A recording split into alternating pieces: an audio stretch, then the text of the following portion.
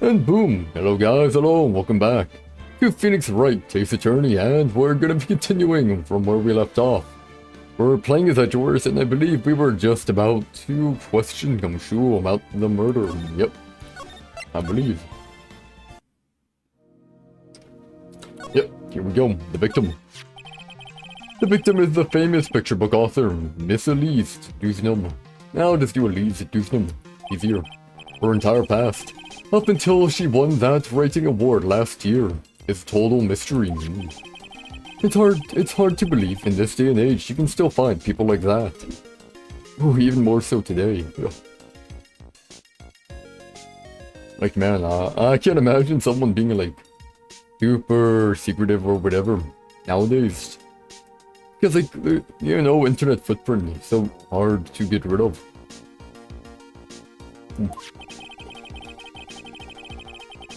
The estimated time of death of the victim was between 10 and 11 PM on February 7th. Cause of death was blood loss resulting from a stab to the back by the murder weapon. The murder weapon? The Shichishito, yeah. The victim was found skewered with a giant sword, sir. That's terrible. Yeah. Well, there's one strange thing. Yes. The victim's entire body was covered with bruises. The bruises are consistent with falling from the height of a 2-story building.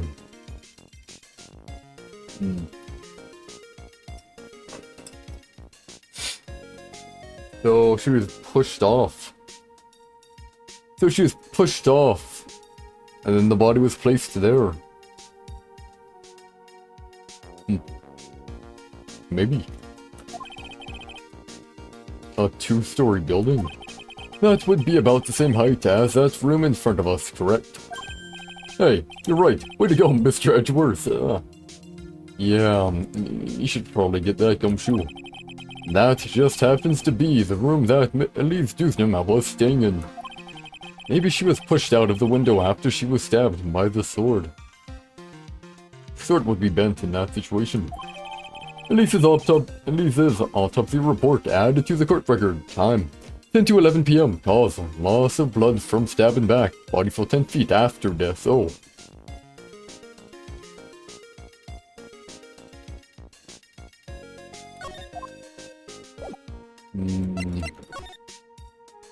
I mean, that's not the murder weapon.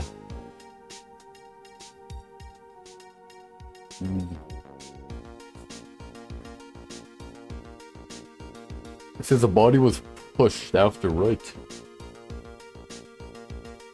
I wish I could see the... What's this? But like the staff, like what the bottom part is. Cause like all I'm saying is the bottom part has blood on it. You can maybe infer she fell on the staff when she was pushed out. Then don't know why, but don't put it under there. And I feel like the Shichishito might be bait. I mean, could have been used, yeah, but it looks pretty heavy. But whatever. What happened? Okay, yeah. Now then, detective. Let's see if we can summarize what we've learned so far. Okay, let's take a look at the map. Hopefully Maya's fine. According to the testimony of Sister Bikini, the head nun, right after they'd finished dinner, she and Maya Fey headed to the inner temple.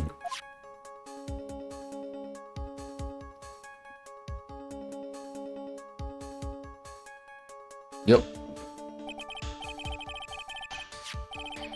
At 10 PM, after ringing the bell for lights out, Iris went to the inner temple. You know, I would say a super far-fetched thing that probably ain't true. But wouldn't it be interesting if Elise gnome was actually Maya's mother? Maybe that's why she was there.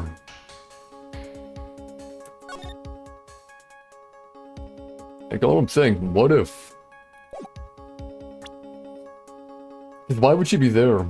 Except for stories or whatever, but that seems unlikely.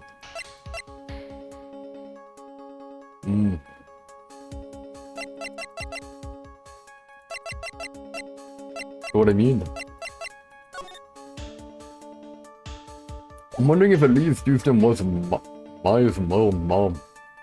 I don't know, I just have a hunch. Probably very off, but still a hunch nonetheless.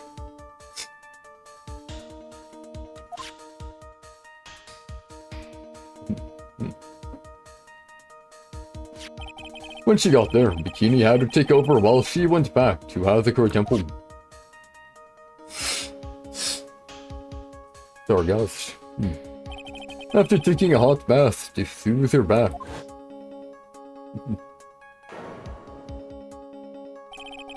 Sister Bikini witnessed the murder in the courtyard.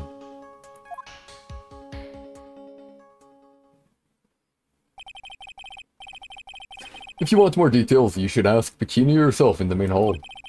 The inner temple, huh? I'd like some more information about that place. What I'm thinking of, what I'm wondering here is that, theoretically, if Elise Houston was Maya's mom, it would explain why she felt weird being around Maya. But on top of that, she said she didn't have any protection against spiritual powers or whatever, right? So maybe based off of that, what if we say that she had a psychotic episode? She threw herself off. I don't know, maybe stabbed herself. It'd be pretty hard to stab yourself in the back. But I mean, if the sword was held strong? No, I'm not too sure. Whatever, tomorrow's trial. I'm not thinking of the simplest solution. Yeah, that would be our client's guilty, which ain't a possibility. The trial begins tomorrow, but who's the prosecutor? I'm pretty sure it's that Godot guy, but nobody can get a hold of him, so they're looking for a replacement. What do you mean? It's really weird, all of a sudden, no one can reach him. I wonder if the rumors are true. Tja, he only cares about Mr. Wright, eh? Maybe since Mr. Wright caught a cold and won't be defending, he just lost interest. I intend to appear in court in the role of defense attorney. However, I would be quite unhappy if it came out that I'm actually a prosecutor. Yeah, I can see why. But I'm not the one you have to worry about, yeah. I think the real problem is gonna be that judge. Yes, he certainly would remember my face, even after such a long absence. That's why I requested that another judge preside over the trial tomorrow. We've only met each other once. There's a good chance he won't remember me at all. The Canadian, I know.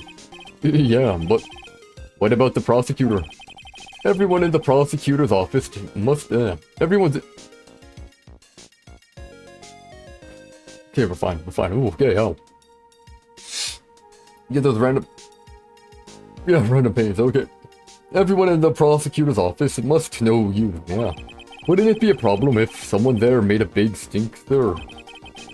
There's no need to worry. I pulled a few strings and arranged for a prosecutor of my own choosing. Wow, Mr. Edgeworth. I had no idea you had such a powerful string to pull. Who's it gonna be? Hopefully it's a bad one. The crappy prosecutor. Probably not though. Inner Temple. What is this Inner Temple that Maya was supposedly training at? According to Bikini, it's an old building they use for training the acolytes. It's on the other side of Dusky Bridge. The bridge that burned down, huh? Is there anything else on the other side of that bridge besides the Inner Temple? Nope. Nope. Not a thing. Nothing. The other side is surrounded by cliffs on all sides. In a way, it's kinda like a little island out there. So the only thing there is the Inner Temple. I hear it's not the kind of place a person could survive in. Yeah, what if a nun or whatever set it on fire? After or whatever, like, let's say supposedly. Internet was acting up. Okay, as I was saying. I hear it's not the kind of place a person could survive in. I'm thinking, what if the nun actually burnt the bridge after, you know? Let's say she grabbed the murder weapon, killed. Bring it back. I guess it could be pushed. Could have been pushed, man. No, I can't see. I feel like it didn't burn down when they said though. I think someone burnt it down. I hear it's not the kind of— oh yeah, I remember that. Please be alright, Maya. Okay.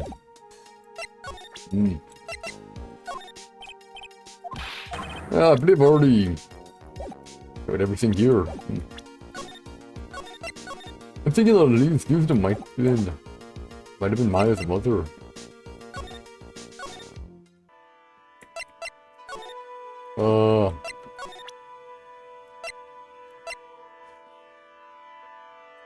Sure. About this year, Okay, there might be somewhere else I need to go. Oops. Yeah, I believe we've looked at everything here.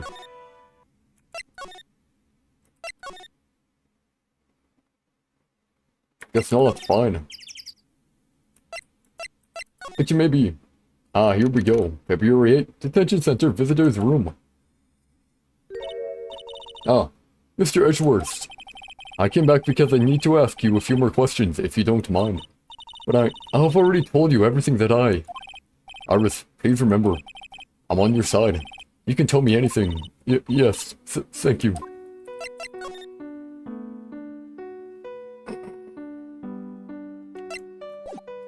You push the Inner Temple issue here. Luckily no one— oh, I wonder who the person's gonna be. It might be Godot. Godot would probably remember us though, so I'm not really sure.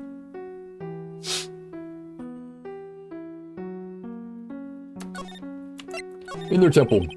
I just finished speaking with the head— whatever, try again. I just finished speaking with the head nun of Hazakura Temple. She testified very clearly as to what happened. She said she saw you stab Miss Elise Dusnum with a sword. And one other thing. She said that when Maya Fey began her training at the Inner Temple, you were there as well. What? When I spoke with you last, you claimed that you never went to the Inner Temple. And yet, Sister Bikini says she met you at the Inner Temple that very night. But I didn't go there. I didn't go to the Inner Temple last night. It looks like she's unwilling to tell me the whole truth. I wonder if I'll find the answers I'm looking for if I break those psycho locks. Psych locks, man.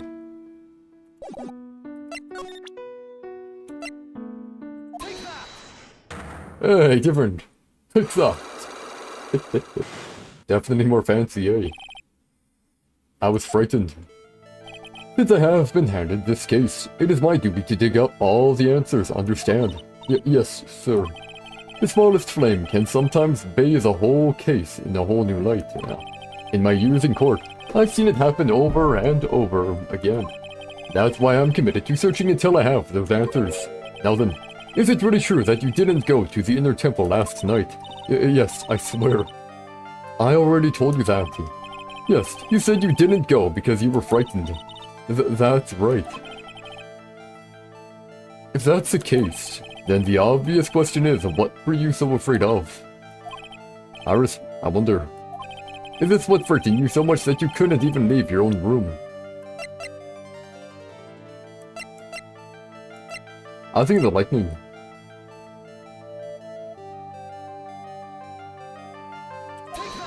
Oh, perhaps this is what you were afraid of. Well, I'm sorry, but you're wrong, huh? Why is your voice trembling like that? Just that, your eyes are scaring me. Oh, alas, I must be trying too hard to bluff. Please excuse me, I'm still not used to this role I've been assigned. No, I should apologize. I'm sorry for being such a scaredy cat. Anyway, I'm still determined to find the answers to this mystery. But I'm telling you, I really was in my room all last night. If that's the case, then what? The obvious question is, what were you so afraid of?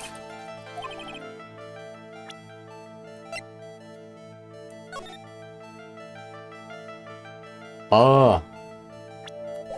That.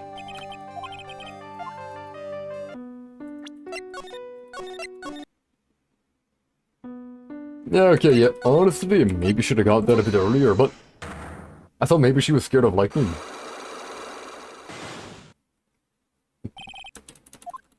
Let's get to it. Oh. There we go. I found this in the main hall. It is addressed to you. Ah, that's... Well, Iris. Why are you glaring at me like that? You were scared of the blackmailer who wrote this to you. Isn't that correct? Ah, okay, sure, Was it the evidence or the power of my galera that broke that lock? Oh well, I don't suppose it matters either way. Well, but, Mr. Edgeworth... Yes. I thought that letter was just someone playing a prank on me. A prank? Well, yes. After all, even if I did have a secret, there's no one to tell it to that would cause me any grief. I wonder about that. Mr. Bikini is like a mother to me. I would never hide anything from her. No, you may not have anything to hide under normal circumstances. However, last night was different. Because Wright was there, right? Unfortunately, I don't know the exact nature of your secret yet. However, whatever it is, there is one person you didn't want your secret told to.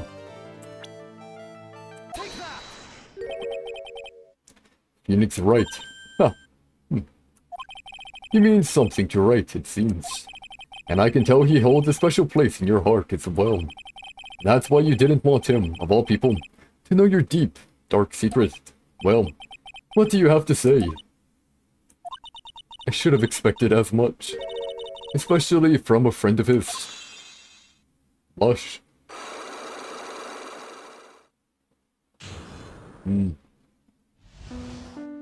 Right, and here we go. After dinner, this letter was waiting for me in my room. As I said, I was frightened by it. What is this heavenly hall the letter mentions? It's a small mountain shack at the base of Dusky Bridge. A small shack, huh? It's more like a broken down shack that no one would ever want to go near. Where is it on this map? Here, right? Oh, okay, around here. It's around here. To get there, you must follow a small path down from Dusky Bridge. The reality is, to get to the inner temple, I had no choice but to cross that bridge. But the thought that such a terrible criminal could be lurking at Heavenly Hall. I was so scared by the whole affair that I didn't even want to think about it. So this is a secret that you locked away in your heart. I'm not too sure how we know her. No, how we know her though. Guess she looks like Hawthorne, right? But it definitely ain't Hawthorne. Maybe Hawthorne died possessed, but that's unlikely, man. Unlikely, but whatever. So this is a secret that you locked away in your heart. Yes. It looks as though I may have to visit this heavenly hall now. Maybe I'll find some sign of our mystery blackmailer. In any case, you still claim to have never left your room that last night. Yes, that's exactly right.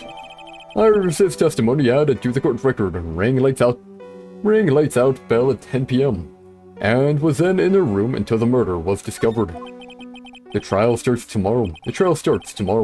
I promise you, I will win. I'm going to win so that you and Phoenix Wright can see each other again. But when I do, you must promise me that you will tell him your secret. But it's pointless. Why would you say that? Because I may know who Phoenix Wright is. But he has no idea who I am.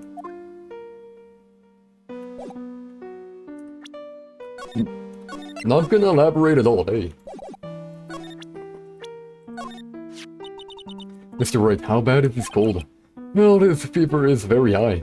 As a result, he's rather confused.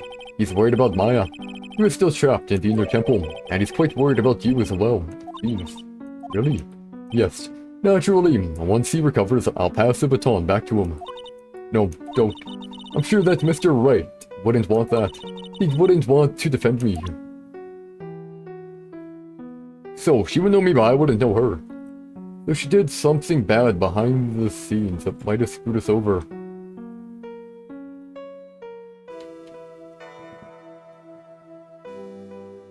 Blackmail, eh? Okay, here's a long heckin' shot here. But what if she worked for the guy in episode 2 when Mia died? She worked for that guy. Like, what if she made Phoenix Wright to be late or did something to him, assist in the murder? Hey, Turtle, welcome back.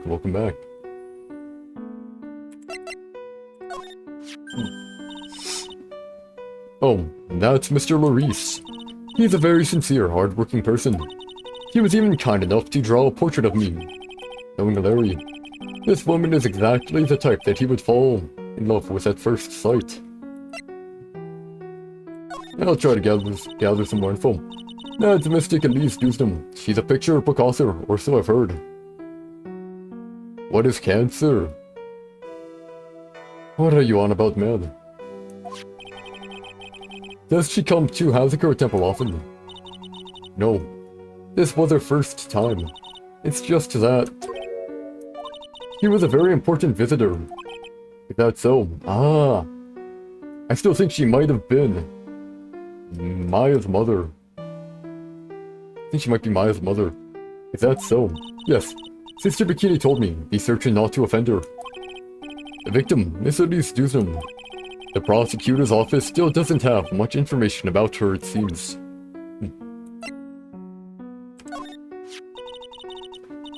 Oh, what's the secret, Turtle? You want to know about me? There's not much to tell, I'm afraid. Just let me get one thing straight. You were raised at Hazakura Temple, correct? And yet, somehow, you seem to know Wright. So you two must have crossed paths somewhere, yeah. No, Mr. Edgeworth, whomever it was, it couldn't have been me. What is that supposed to mean? Oh, you're right, Turtle, I probably don't want to hear it, right? I probably don't want to hear it. Gotcha. No problem. I'd like to ask you about Sister Bikini, the head of Hazakura Temple. Nah, it's fine, you don't have to say it. Don't gotta say it. The head of Hazakura Temple. She raised me as if she were my real mother. As if she were your real mother. I was left at Hazakura Temple when I was just a small child. And she's taken care of me ever since.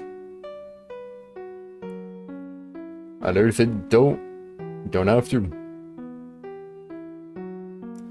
And she's taken care of me ever since. Forgive me for sounding rude, but what about your family? I'm sorry, but I'd rather not talk about this. You're bald. Yeah. I know some people do go bald early. Some people do go bald early depending on their genetics. Some people start balding at like 18 or whatever. Why would I ban you for balding? Luckily for me though, I'm not balding. Ha ha. You're balding at 14. I thought it was 17. Whatever. Or 16. Or 15, I don't know anymore. Oh. You're 48, maybe. Oh. This is a woman who was to undergo training last night. She seems like a very strong, reliable woman. Whatever else anyone has to say about this Iris woman. I can't exactly say she's the best judge of character. Crap, I didn't read. Or I read. Oh. From reliable, eh? Told you, gotcha. This is a trainee's younger sister, correct? She might be in Heavenly Hall. She's cute as a button, and she seems to really love mashed potatoes and gravy. Oh. She even said she was going to have the leftovers for dinner the next night. And then she took the leftover potatoes and the whole pot of gravy with her to her room. That's quite an appetite for such a little girl. Okay, well.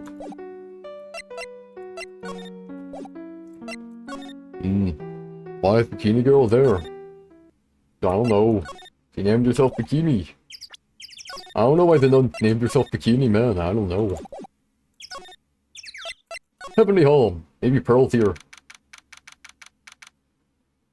Oh. So this is where Larry is. Okay.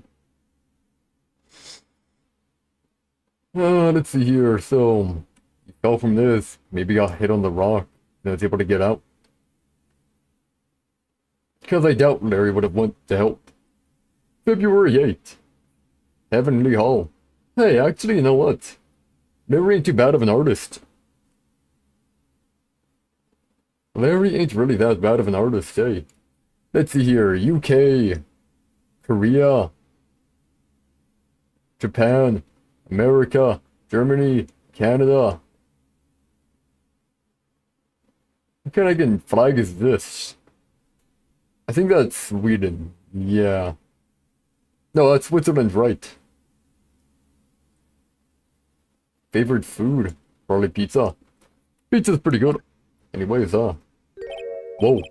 Not much of a view down here, huh? It's still better than the view from my apartment, though. Someone's here. Hide yourself, detective. Larry. Pearl. Oh. Why? Why does this always happen? Oh, it is a Larry. There we go. Hey, gamer. Hope you're doing well. Thought I was Canadian. I mean, I am Canadian.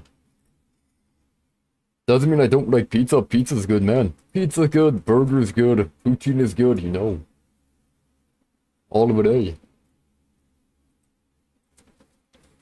Oh, why does this always happen to me? Whenever I find a girl I like, they always run away. I even chased one of them to Japan. Next, it's going to be prison, I guess. I'll steal that detective's wallet. That'll get me locked up for sure. There ain't anything in that wallet. Larry. And then there's also different for male and female. Unless you said you were female. Then it could work. But yeah, if you identified as female, then I guess technically you could do it. Well, I think that's mainly if you're in Canada, yeah. It's said in America, so I don't know. You just did a suggestion that was for... Gotcha. Well, now you got me curious, because I can check. Well, I can do a quick check here. Oh, let's see here. What kind of suggestion did you do?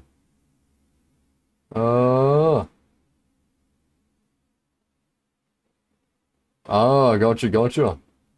Back to the Ding and Rompus here is when you get done making it and it gives you your honest opinion. Okie dokie. Maybe. I think you did for crafts and giggles. I mean, hey, better than Turtle's suggestion from 4 months ago, which is eat a baby. Yeah. You know, I think yours is much better. Yeah. Maybe though, maybe. I'll never say 100%, maybe. Just warning you, when people tell me to be 100% honest, I'm 100% honest, and that might not be what you want, man. Tamer per se? I'm not too sure what tamer per se means. But, well, guess I'm more, I can't be honest, too problematic, yeah. Tamer as in more calmer. Oh, yeah, yeah. I'd say reacting to content is much more tame than eating a baby, you know. Well, you can be honest, you don't care. Gotcha, gotcha. Well, how far along are you in it, gamer? How far along are ya? I'll steal that detective's wallet. That'll get me locked up for sure. Nah, I can't do that to someone who looks like he's down on his luck. He's just talking to himself. Shh. Be quiet and listen. Yep. I knew it. I shouldn't have done that. I blew it again. You've beaten everything in Rampa, good for you. Almost done with the character designs. Then gotta make everything. Well, that's probably gonna take you a lot of time. A lot of time. So I'm gonna wish you luck, eh? I blew it again. Done that. What did he do, I wonder? Hey, you. About what you just said, I got an objection. What the? Edgy, you dirty rat. Blair, gumshoe, you wolf. I'm sorry. Sir. What I hate about you, turtle?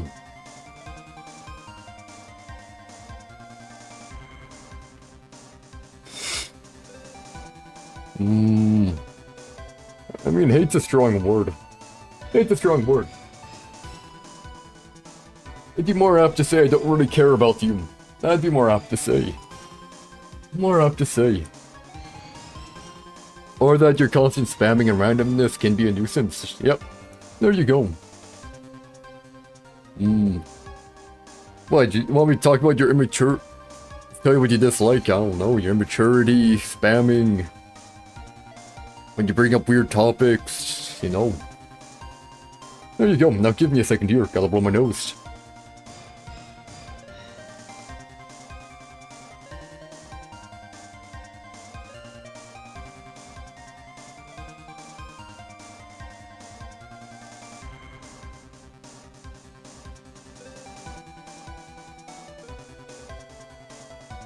You only spam when it's only you, maybe. Maybe I haven't been paying attention to that. Anyways, I'm sorry, sir.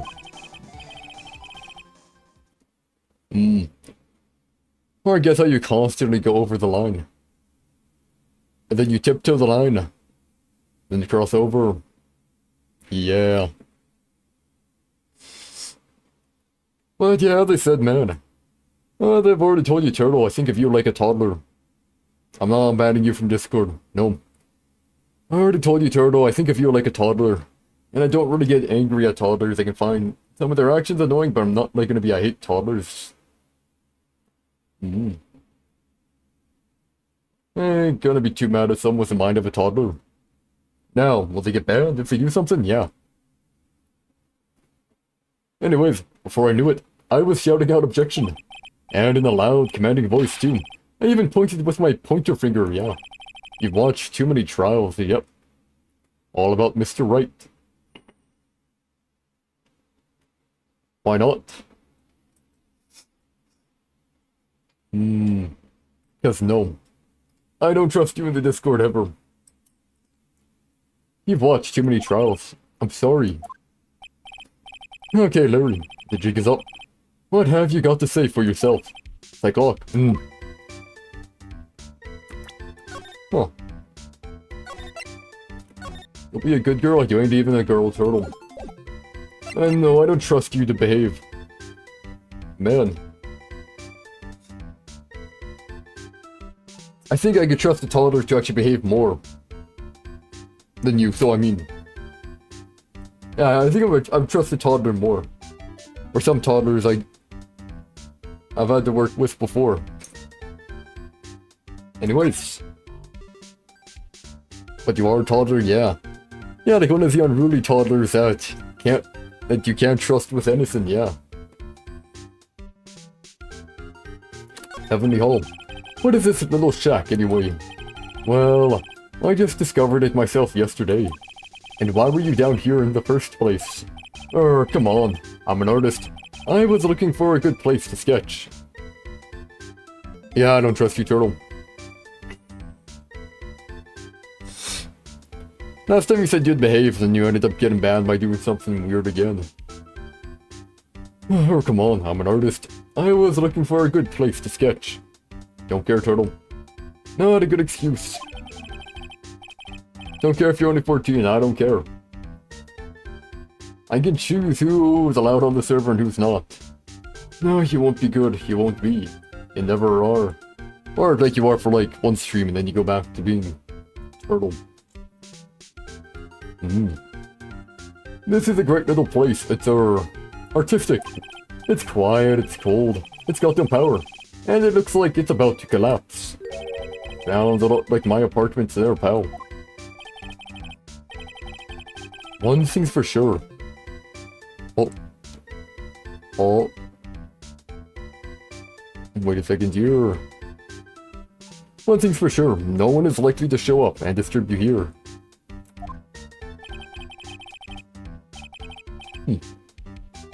So, can I get you something to drink? Some hot water, maybe?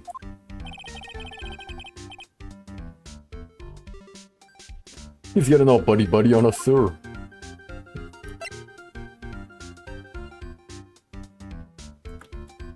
I think I'd rather investigate the area first, here. Before I talk to him. I think I'd rather investigate the area. Let's see here. That's a horrible graffiti problem you've got there, pal. You don't know anything, detective. This is art. It's an expression of my bittersweet love for Iris. Larry. Do you know what the difference between graffiti and true art is? No, it looks good. It's how the artist himself defines it, right? I should have seen that one coming. Well, if that's the case, then all of my lunchboxes are masterpieces too, pal.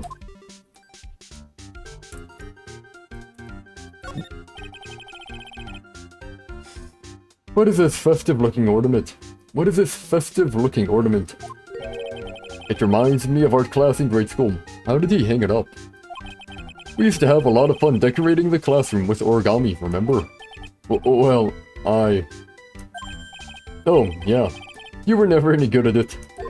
Really? Yeah, this guy was so bad. He couldn't even fold $1, let alone a crane. Everyone tried to comfort him, but he would just sit there sobbing. Really? I never would have guessed that. Be quiet already. I'll never forget the shame of that day. You want a crane? I can now make a perfect quarter-inch crane without a single flaw. You know, edgy. Nothing for nothing, but a quarter-inch crane without a single flaw is not easy. Yeah, that's quite a feat, Prosecutor Edgeworth. This is exactly why I hate childhood friends.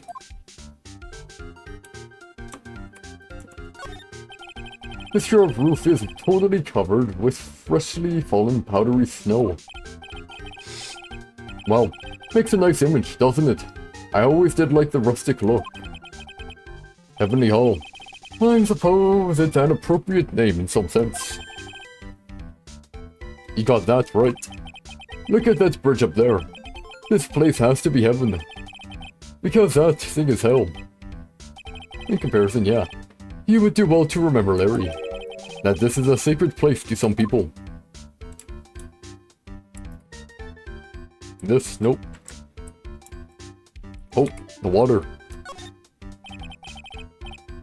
This is the Eagle River. Sure, it runs pretty fast, though it doesn't ice over, even in the winter. Nice. If it had iced over, Wright would have been in some serious trouble. You're right about that. He would have landed on the ice instead of downstream to who knows where. I'm surprised it actually burnt down. I mean, there's a whole bunch of snow. Would have made it extremely wet, you know. But whatever. Not exactly what I meant, but alright.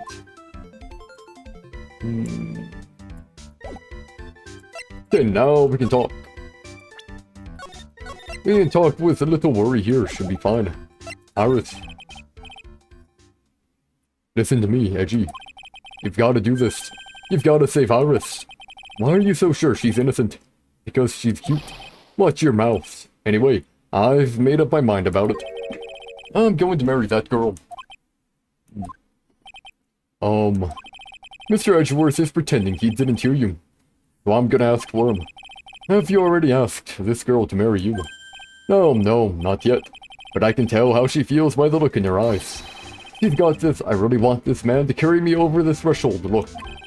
I'm sure Nick would be surprised. He's never imagined that I could marry such a beautiful girl like that. Something tells me he would be shocked indeed. That's why I didn't want her to do anything dangerous. I mean, what am I gonna do if she gets hurt? Did he do the blackmail to make sure she didn't go to the other area? What is this guy trying to say?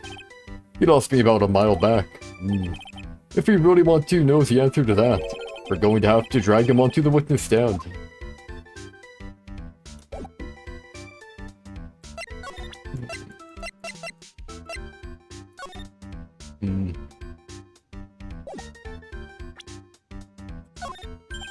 Hey, I know it may not look like it, but I'm an artist. I refuse to look at any... Again. Then what to do with that? The night of the crime. Come to think of it, you still haven't answered my question. Where were you and what were you doing last night? Oh man, don't you have anything else to talk about? With that kind of attitude, you'll never be a ladies' man like me. Okay. Chill out with those scary eyes, I got it. If you really want to know, last night, I saw something incredible. Something incredible.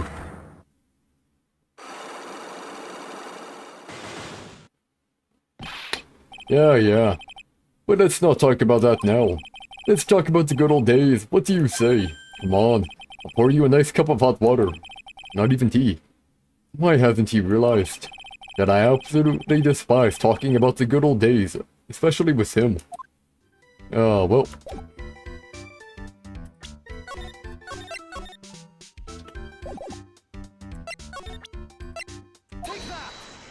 Let's see here. We'll try something. Maybe it'll work, maybe it won't. The night of the crime. Alright, now you're going to tell me what you really saw last night. Oh. You're really upset, aren't you, Edgy? Okay, I'll talk.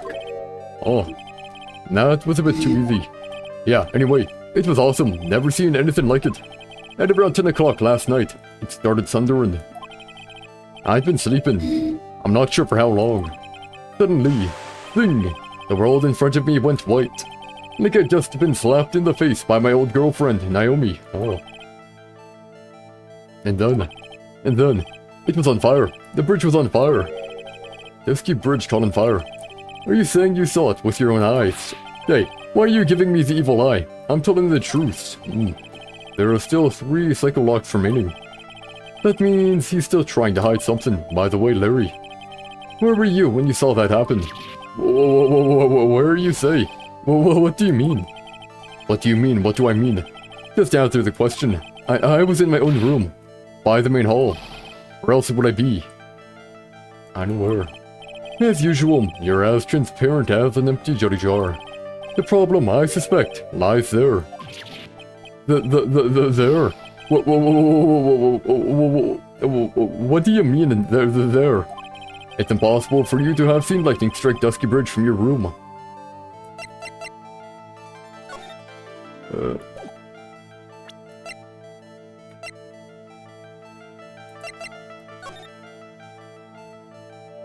Oh yeah.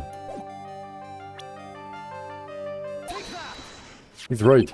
This is a map of the area. Take a look around the vicinity of Hazakura Temple. Yeah, I wonder what he's looking for indeed, other than the forest here and that there. Well, what am I looking for? I think that should be fairly obvious. The main hall is surrounded by trees and it's impossible to see the bridge from here. What? Why didn't you tell me that before? I wonder why. Well, how about it? How about what?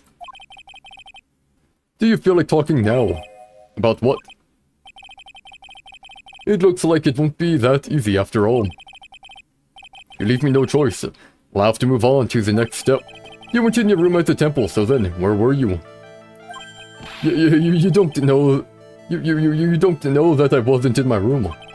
Where was Larry? Why was he there? If I've read the situation up to this point correctly, the answer is fairly obvious. Very well then. Let's test my theory. The place you witnessed lightning striking Dusky Bridge from was here. I'm probably Heavenly Hall, right? Because he had witnesses, which means that he was probably already at Heavenly Hall.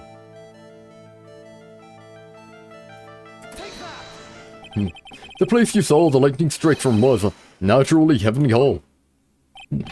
Well, why would I be hanging around? Well, why would I be hanging out in this old shack? It's freezing cold, there's no electricity, and it could fall apart at any minute. I mean, you were out here. Larry, how do you know that anyway? How do you know there's no electricity, after all? It's not that dark yet. Uh-oh. In other words, you have just provided evidence to prove my theory. My theory that you've at least once in your life visited Heavenly Hall after sunset. I have to admit I'm impressed, Edgy. You're in a totally different league from Nick. Hey.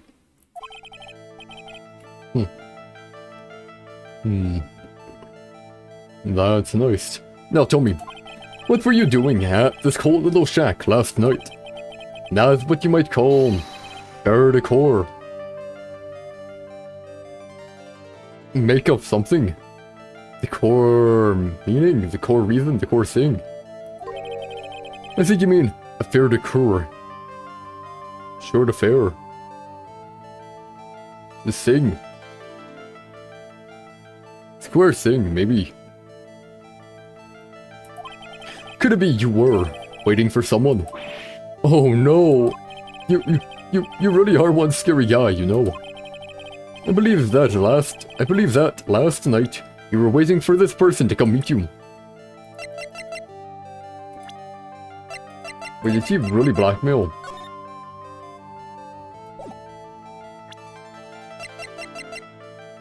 She really blackmailed, eh?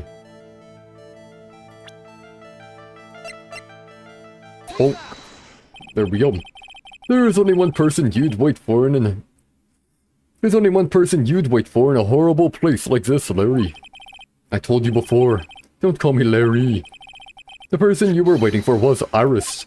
Oh, suddenly I feel cold all over, Edgy. No doubt because of my chilly glare. So you think I got the hots for Sister Iris, huh? Did you have some kind of evidence? You got something that proves I was waiting for her? Or are you just guessing? This is where I draw the line and end this ridiculous little game. Here's the evidence that proves you were waiting for Iris. The blackmail, right?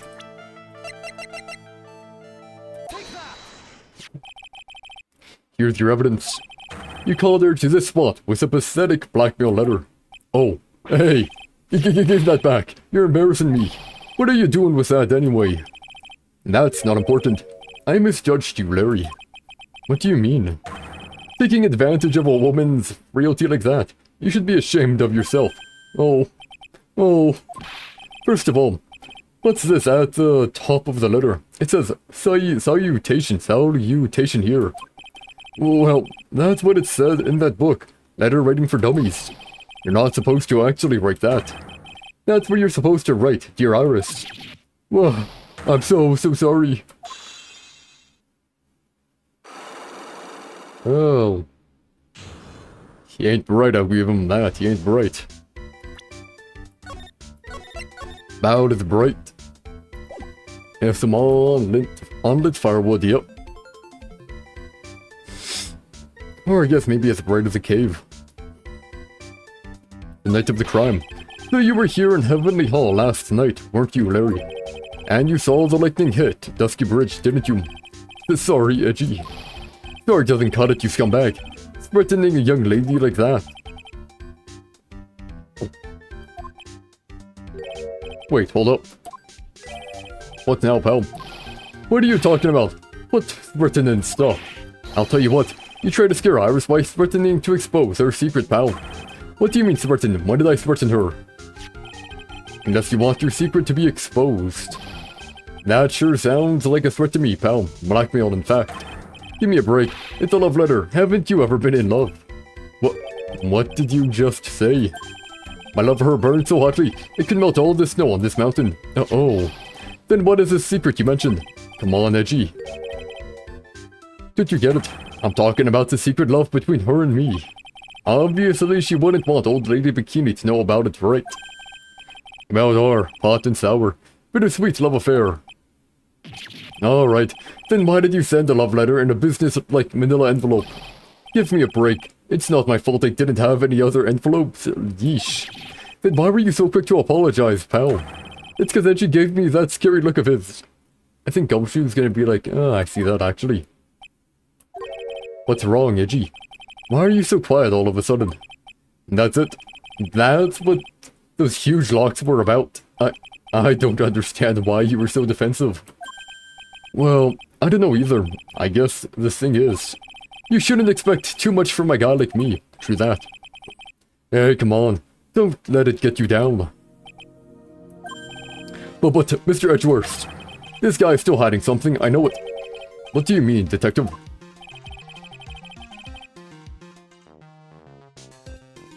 Don't forget what this guy said just a minute ago. He went in her room. If you really want to know, last night, I saw something incredible. Oh yeah. He's right. Larry. What? You're looking at me like a hungry dog for... You're looking at me like a hungry dog that just found a bone. What was this something incredible you saw last night? You're going to tell me, Larry, one way or another. Something incredible, I already told you, didn't I? I saw lightning strike Dusky Bridge. Yes, and I believe it was the incredible sight you saw. But now that I think about it, something doesn't quite ring true. What doesn't? If that's all there is to your story, your heart wouldn't have had all those locks. Therefore, Larry, I do believe you saw something last night. Something more incredible than lightning. What? When? Where? Why? How? Hey, what do you think you're doing? If you hide anything from Mr. Edgeworth, I'll arrest you on the spot, pal.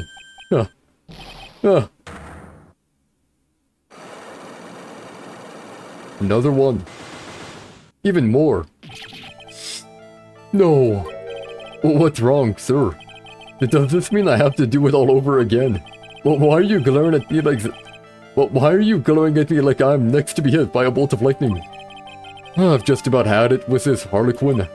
If I really want to drag the truth out of him, I'll just have to drag him to the witness stand.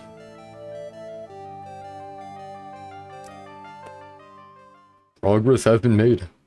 I do feel like this is going to be a long one though, as I said before.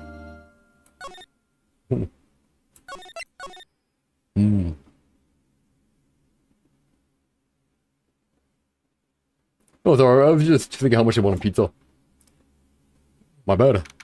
February 9, 9:47 a.m. District Court Defendant Lobby number 1. No! That's Roy's number 1. Oh my. Mr. Lorries feels that way about me. Apparently, he isn't aware of your real secret at all. This is no time to be embarrassed. I'm sorry. I'm just hardly accustomed to that sort of thing.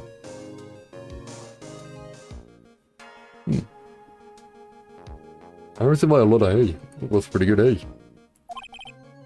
Worry not, and in any case, whatever it was that he saw on the night of the incident, mark my words, I will drag it out of him.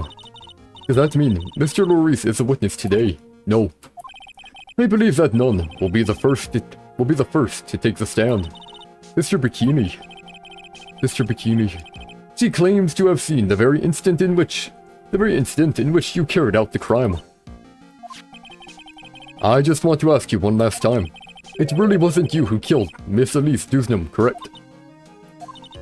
That is correct. It wasn't me. Very well then. Mr. Edgeworth. Yes. You are a prosecutor, aren't you? Are you sure about this? If your true identity is revealed, don't worry. I've made the necessary arrangements. I see. Iris. It is a prosecutor's job to doubt people. But right now, I am a defense attorney. A defense attorney's job is to believe in people, and to believe until the bitter end. That's what my friend told me once. Mr. Edgeworth, I simply ask that you watch and decide for yourself whether or not I am fit to do the task I have been entrusted. Very well, sir. I leave my defense in your capable hands. Yep. Sure thing, eh? February 9, 10 a.m., District Court, Courtroom number 7. Is it gonna be Godot? I wonder who.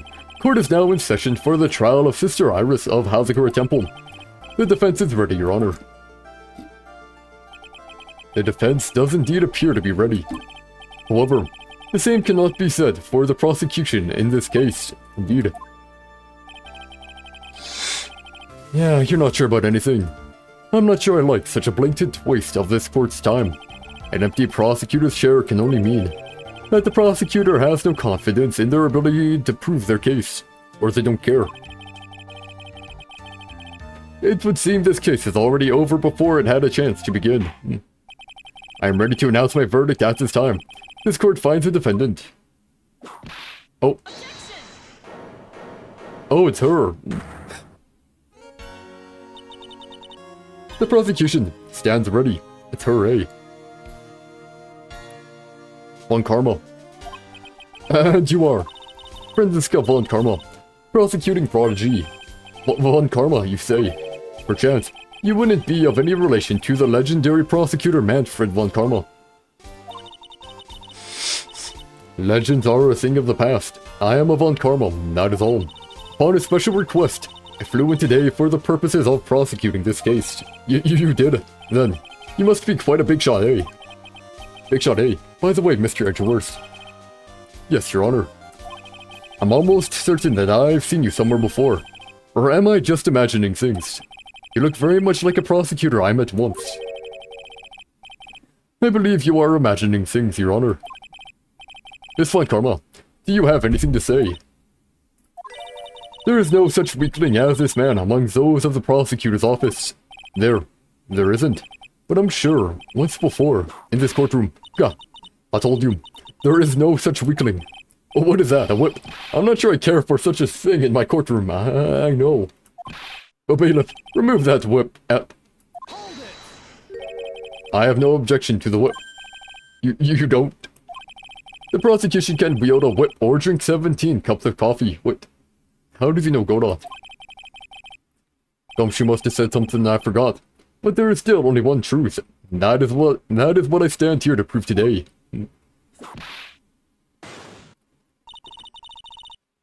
This promises to be interesting, Miles Edgeworth.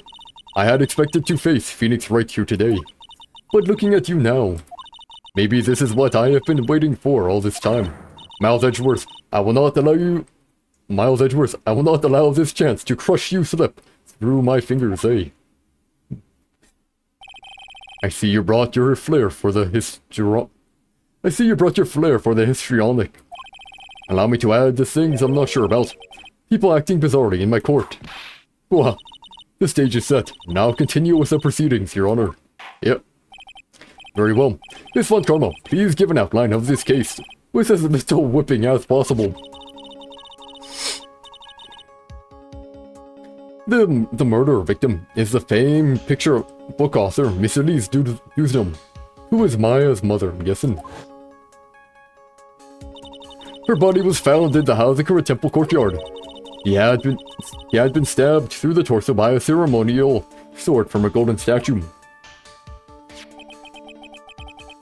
The sword in this picture is the weapon in question, correct? Very well. The court accepts this photo of the crime scene.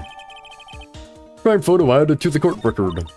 There is no mistake. This was the doing of Sister Iris. After all, there is a witness to her crime. Very well. Please bring this witness to the stand. And so it begins. My first and last trial as a defense attorney. Okay, she needs a soapbox or whatever. Witness, state your name and occupation, please. Hold on there. I'm not sure about being not sure if I care for this at all. Witness, please stand up nice and straight. If I recall correctly... Hey, there it is.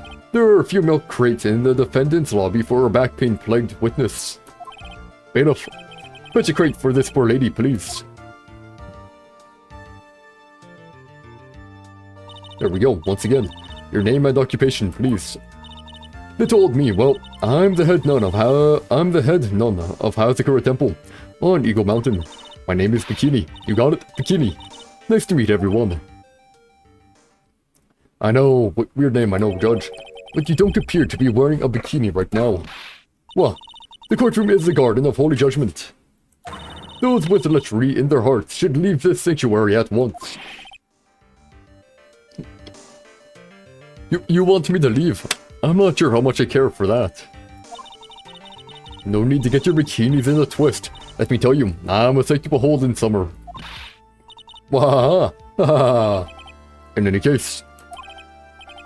Witnessed, I hear that you saw the crime take place on the night in question.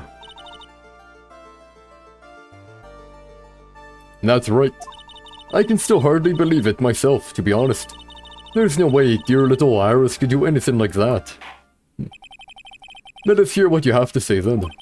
First, tell us about your own movements that night, eh? No, you wouldn't use either. A is kind of like what people say for right, you know? Like right, you know? So it's kind of like, hey, we doing this right, or we doing this A? Kind of like that. It's not supposed to be heckin'. Whatever garbage that was. The night of the murder. Or like, you know, that could have gone a lot worse, eh? That could have gone a lot worse, right? Like that. That night, I was helping an acolyte with her training in the inner temple, but... Well, as you can see, my back likes to act up violently. So, I left Iris to help the acolyte and returned to Hazakura Temple. There's no bath at the inner temple, you see, and I needed a long, hot soak. It was after I had finished, just as I was heading back. That's when I saw it. So it was simply coincidence that you found yourself returning to Hazakura Temple. Yes, you could say that. If my back hadn't been in so much pain, I would have stayed at the inner temple. That sounds like a pretty important statement she just made. There is only one problem with this testimony that I can see. And you're not about to fall at the first hurdle, now are you, Miles Edgeworth? I know. Mr. Edgeworth, please begin your cross-examination.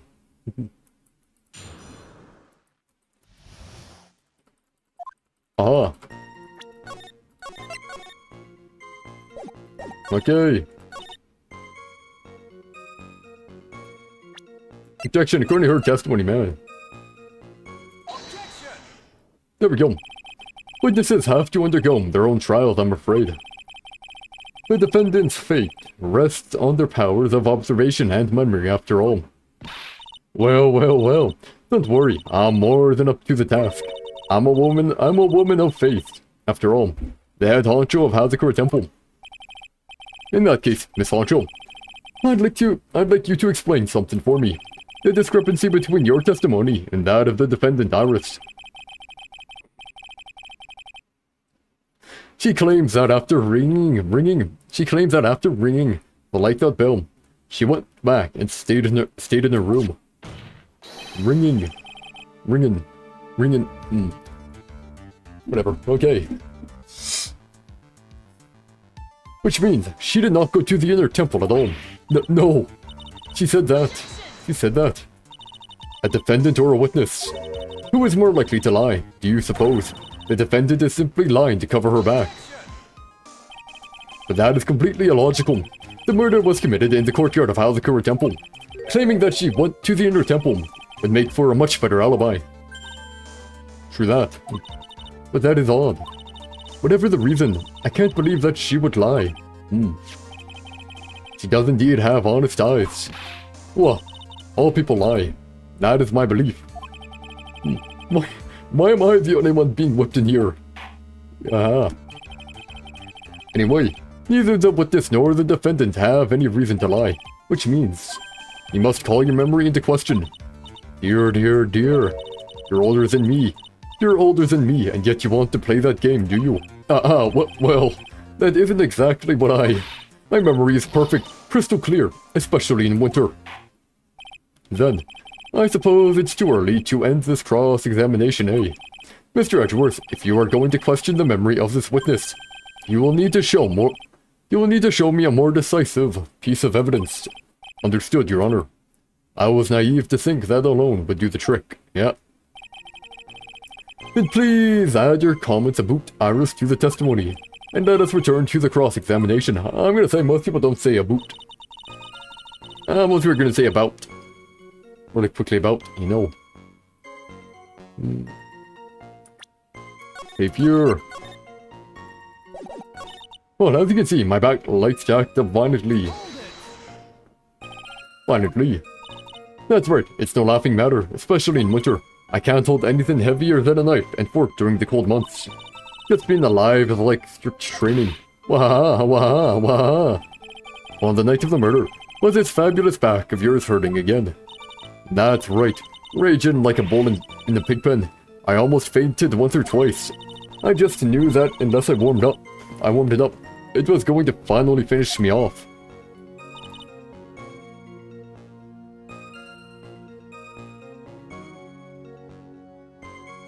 Is that wrong? Yeah, that's wrong. Witness, let's get one thing straight. The defendant whom you claim to have met. She was wearing this demon warding hood, correct? Of course. That is a very important piece of clothing, I'll have you know. Waha, waha. Wait a minute. Yep. Hold it right there. Why do you have that? That's the question of the day now, isn't it, Miss Von Karma? I'll have you know that this hood was given to someone as a gift that night, before the light-out bell was rung. What? You know where I'm going with this, don't you? If the witness had seen the defendant as she claims, then the Iris she saw should have been missing this very hood. Yep. Well. It's not a bad feeling at all. Exposing contradictions like this. Now I understand that happy look on Wright's face every time he does it. Yep. Order, witness, what do you have to say, sister? This hood. You have spare ones around the temple, don't you? Spares, well, I do tend to make too many of them. I see. A stockpile. A surplus of hoods, hey. Each nun is only given one hood. This should be the only hood that Iris owned. Then this is quite strange, yeah. Well, if there was a surplus of hoods, then she could have worn one of those. There is no contradiction here.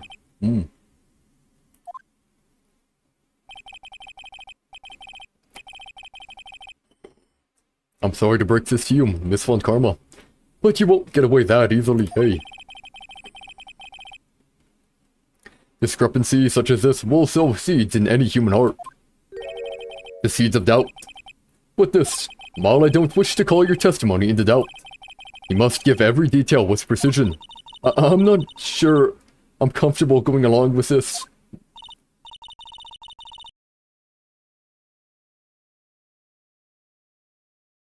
Sister, you shall continue with your testimony.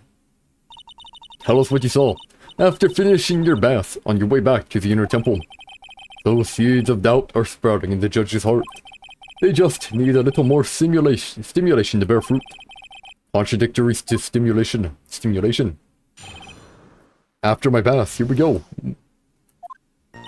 I finished my bath around 11, and I thought I should return to the inner temple. And as I was walking back, I heard a noise from the courtyard. I took a look and Iris was, oh, Mystic Elise.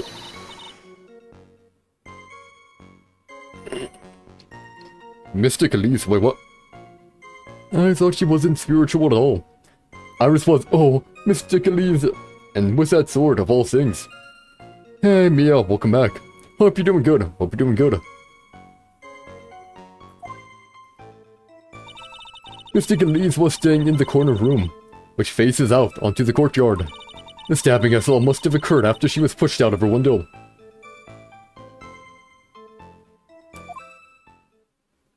You have a dog? Hey, good for you, man, good for you. What type of dog? Is it like kind of a big one or a smaller one? Smaller ones are definitely more easy to take care of. And if they're not shedding ones, even better. Hypoallergenic, even better. You saw a truly terrible sight, didn't you? If I was in your place, then it would be much like Miss Von Karma whipping me.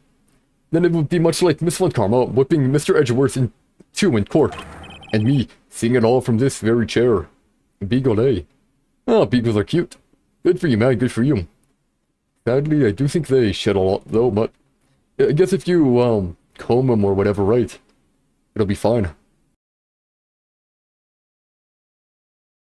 Good for you, though. You got him as a puppy. Still need to train him more. Adopted one. And me, seeing it all from this very chair, or, well, something like that. This judge. His imagination is about as vivid and creative as Detective Gumshoe.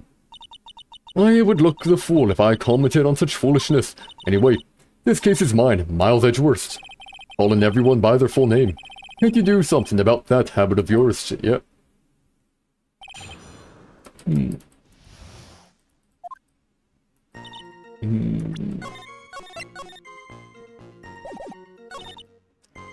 Noise, yeah.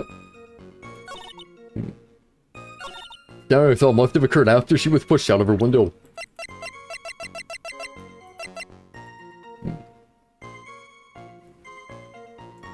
Stabbing. Lots of blood from stabbing back. Body fell 10 feet after death.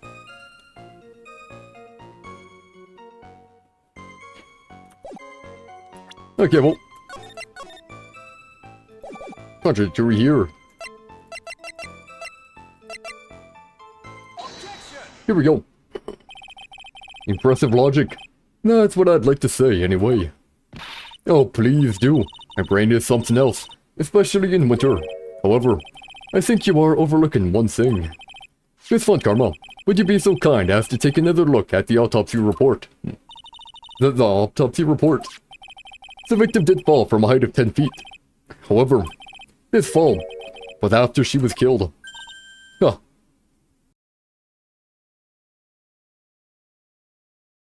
Body could have been somewhere else, eh? Huh. That's right. It says after death right here.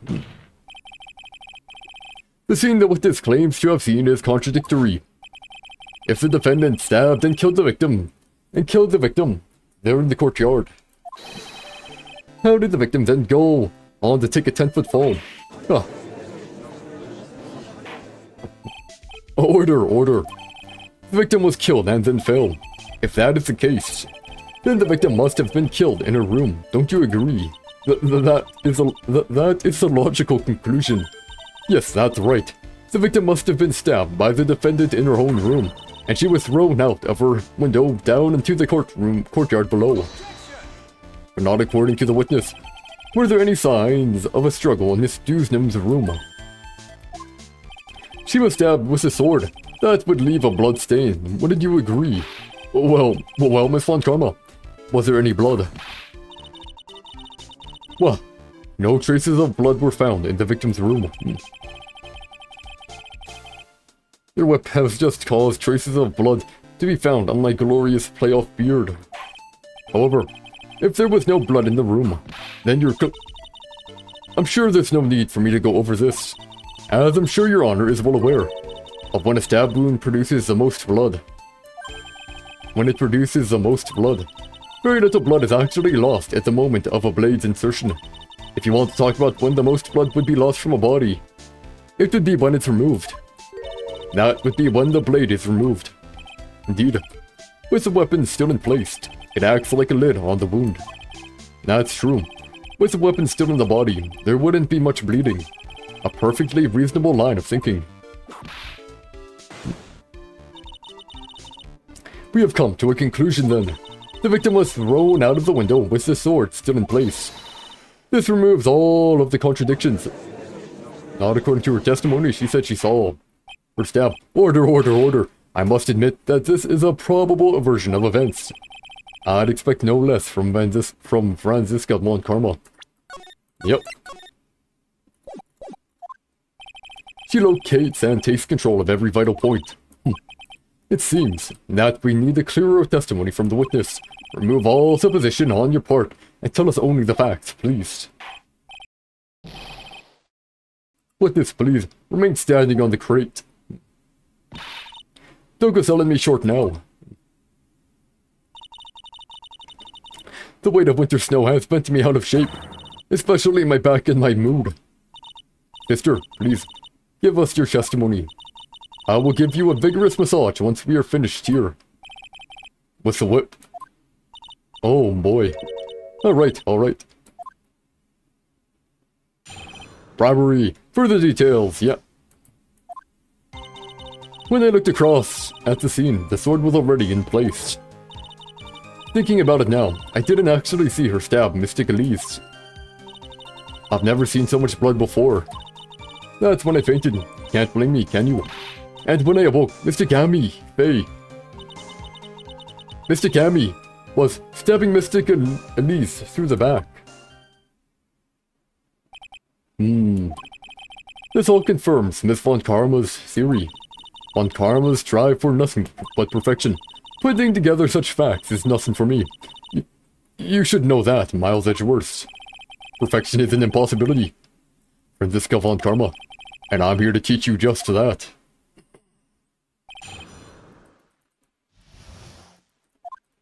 Problem.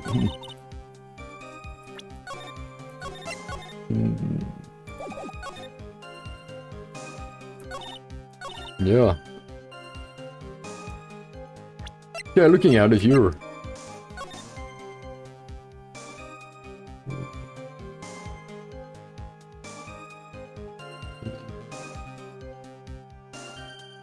Oh, there.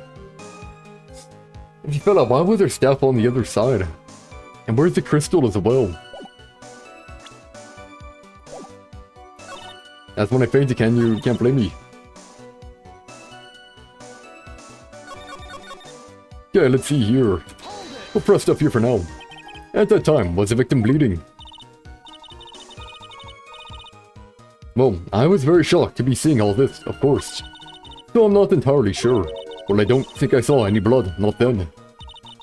I'm sure that you didn't. The weapon was acting as a plug in the wound. In any case, let's be clear on one very important point. Did you actually see the instant in which the victim was stabbed?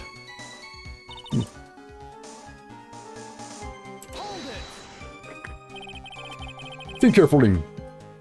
Think carefully, this is very important. It's ours we're talking about here. I'm thinking for all I'm worth. It has to be Bikini, right? Or like a random person. No. When I looked over, the sword was already in Mystic Elise's body.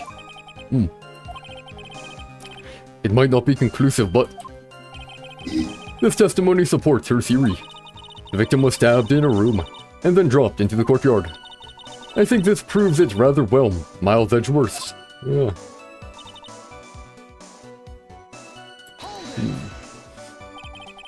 So you're saying that you saw the victim's blood? That's right. Some of it had splattered onto Iris too.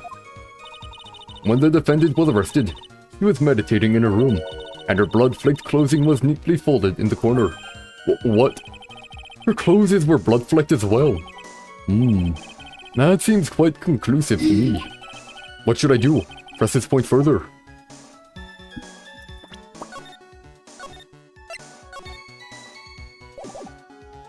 I'll stop here for now. I can't afford to make things look any worse for the defendant. I'll bide my time for now.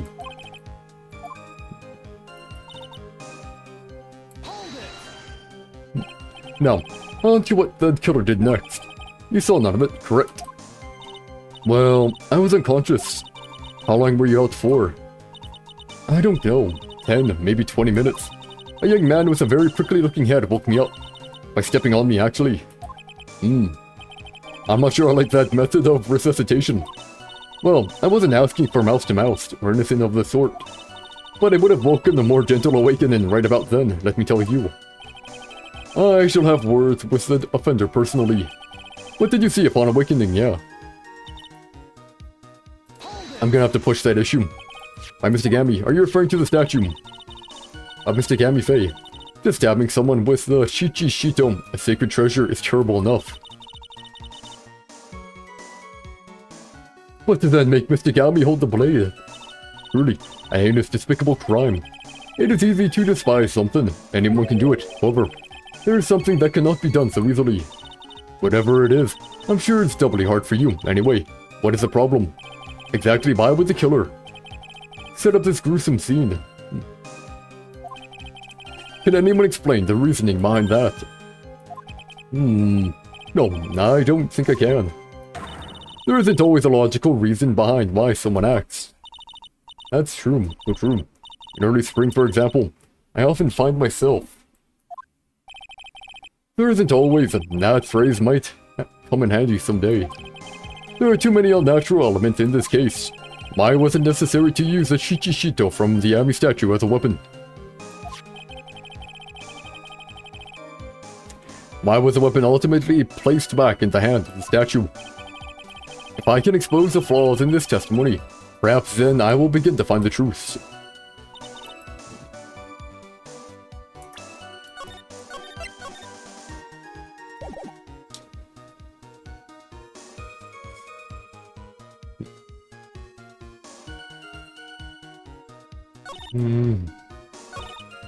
It's blood.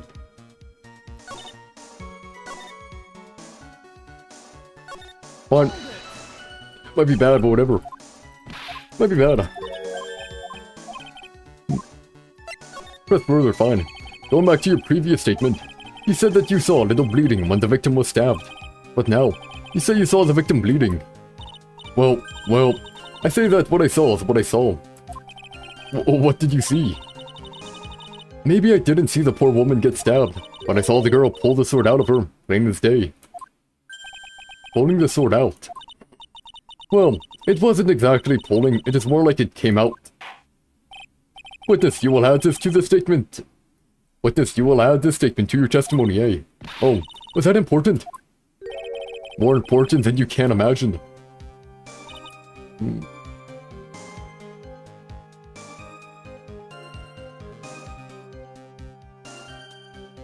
To the hilt. You ain't no poet, man, heck.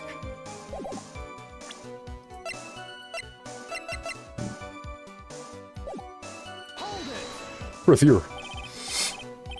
Smoothly, you say? You're saying you saw the sword smoothly slide out. That's right, ain't it heavy? The whole thing happened right next to the gold statue of Mystic Ami. Mystic Elise was on the ground, and Iris was stooped over her. The sword was buried up to the hilt. No, that doesn't work. When Iris stood up, the sword in her hand just slid out of Mystic Elise's body. It slid out from that gaping wound. It goes without saying that if the sword was removed, there would be bleeding. Nothing out of place here, actually there is. If that's really the case, I can't help but feel that something about this testimony is very out of place. That's something which couldn't possibly have happened. Appears to have happened, yeah. Could be all the way in. Range.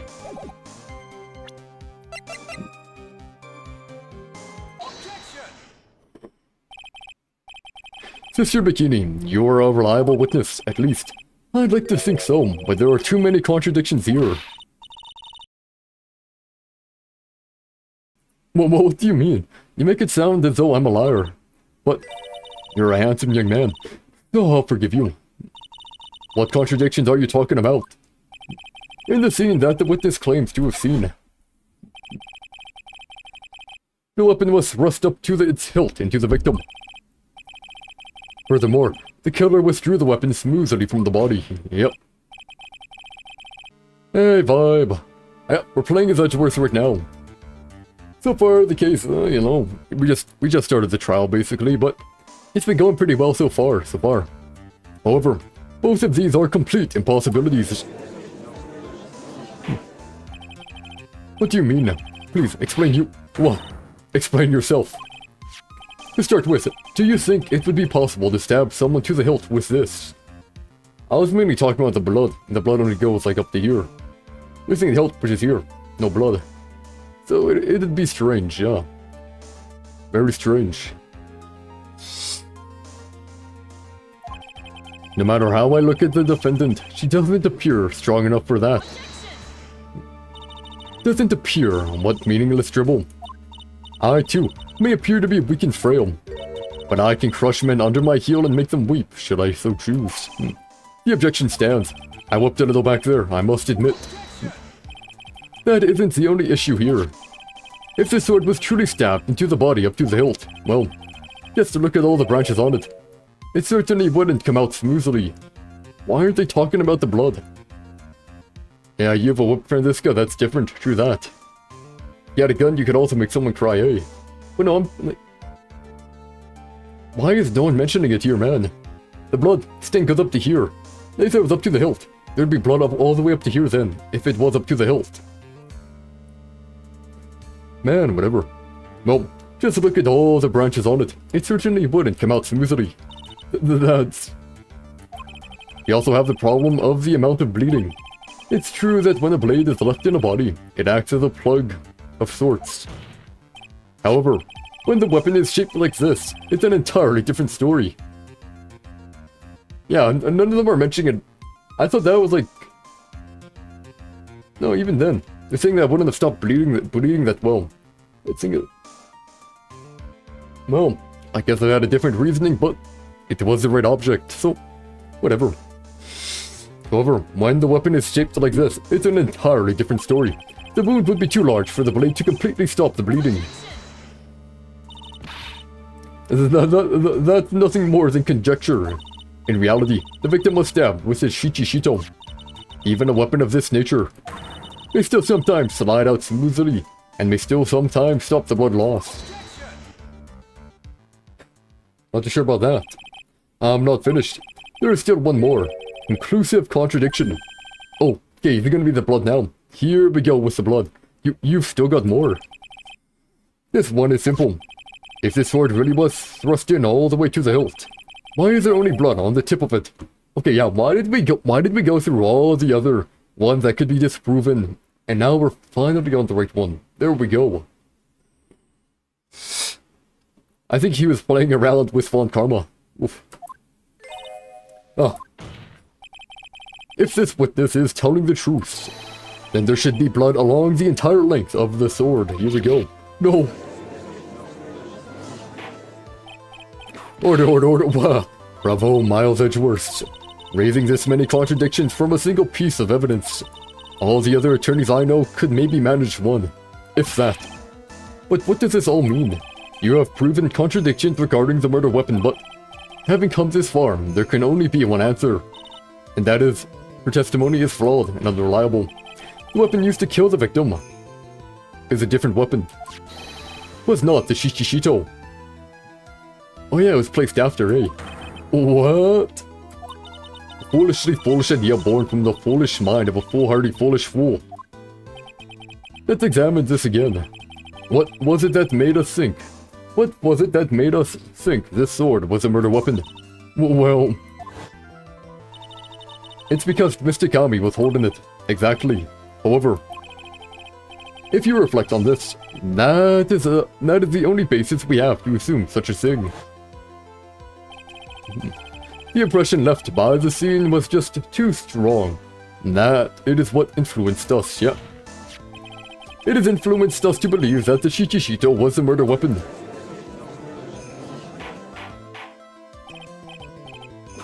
Order. Oh, why me? So maybe the Shichishito was not the murder weapon. Even if that is the case, it changes nothing, Miles Edgeworth. The sister here saw everything. He saw the defendant stab the victim with a sword-like object. That's true. Your response, Mr. Edgeworth. Here we go. If that is so, I would like the prosecution to answer the obvious question it raises. Where is the murder weapon? The obvious question. Yes, namely, where did the real murder weapon disappear to? It goes without saying that the police searched the main hall and the surrounding area. Perhaps the prosecution can enlighten us as to if a sword-like object was found. That's... Answer the question, Miss Von Karma. Ooh, she's getting put on the burner, eh? Out of the frying pan and into the fire. No evidence of that kind was found. I think she respects Edgeworth enough not to whip him though, eh? It's nice. Another mystery to throw onto the pile. A trial without a murder weapon is a tricky beast. Excuse me. Could I say something? I just remembered something, actually. Someone used a snowmobile, right? What is it, sister? I was just thinking. It's possible.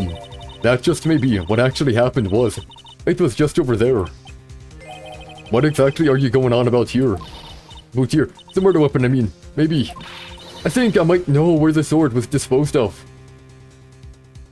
Let me guess, you're gonna say it was the staff, right? You what? Well then. I think we need to hear testimony from you one more time, sister. Impossible. What else? What else could this old woman have seen? Location of the weapon. I saw the murder at around 11 PM. And after asking that it be reported, I went out to the main gate. And there, I saw tracks. Tracks that indicated the snowmobile had been used. It takes 15 minutes to walk to Dusky Bridge, but less than 5 using one of those. Maybe they threw the weapon into Eagle River and came back while I was knocked out. Iris could have done that. She can drive a snowmobile after all. No, but she didn't go. Witness, please tell us everything you know right away next time. Well, I'm not in the best shape. What with my back and my age, you know. White. There were indeed snowmobile tracks found in front of the main gate. Here's the photograph.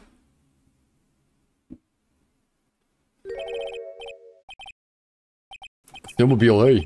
I see, well, it certainly is an interesting theory. The tracks begin in front of Hazakura Temple, and run all the way to Dusky Bridge. Tracks photo added to the court record. Main gate to Dusky Bridge. That solves your pesky little problem, yes. The Eagle River's current is quite swift, meaning that it doesn't freeze over winter, making it the perfect place to dispose of the murder weapon. Did she really go to the river to dispose of the murder weapon? Nope. Mr. Edgeworth, your cross-examination, please. Location of the weapon, yeah. I think I know what to press here.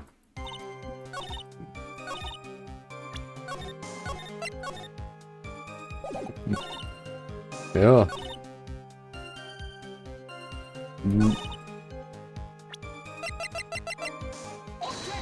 Oh man. He's having clear reveals. Fine, I'm gonna press her about it then.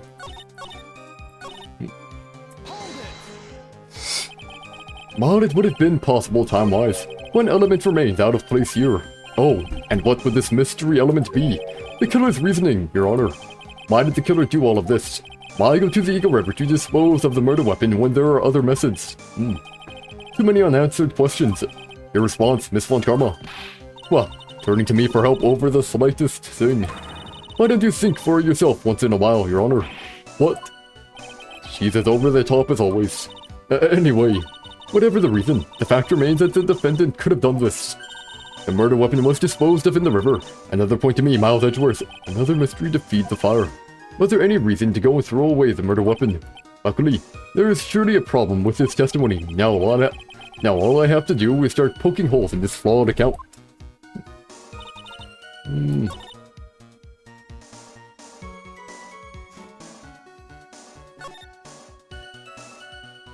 Even after asking.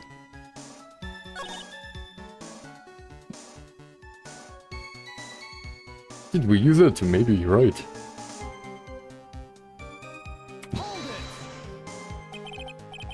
As I recall, there was a snowmobile outside the main gate when I visited. Yep. That's it. That's the only one we have. It'll run no matter how much snow falls. Now, you're certain the snowmobile was there at the main gate when you arrived? Yes, of course. It was parked in front of the gate.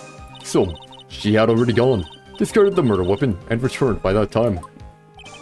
I'm not sure if this is really relevant. What should I do? I'll stop you for now. It looks very likely that the snowmobile is related to this case. I can't help but think that Iris used it, but for what? I'd better hold off on this for now. Well then, witness, how long? Yeah.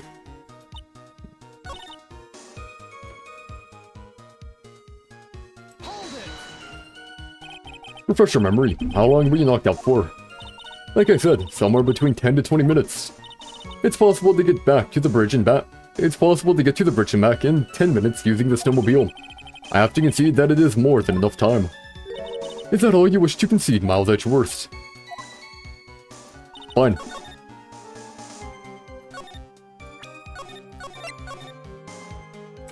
Fine, we're doing it. I do want more information after all. Here we go. Press further here. I need answers to every possible doubt. The snowmobile in question. Was it still warm at that time? What do you mean? What do you mean? What do you mean, eh? Not right at all, man. What do you mean, Miles Edgeworth? I'm playing to a slow crowd here. It goes without saying that using a snowmobile will heat its engine. If it was still warm, then it means it was recently used. Ah, I see. I never thought of that. That's right. I overlooked that too. Of course you did. Then answer the question, please, witness. I don't often go around touching hot engines.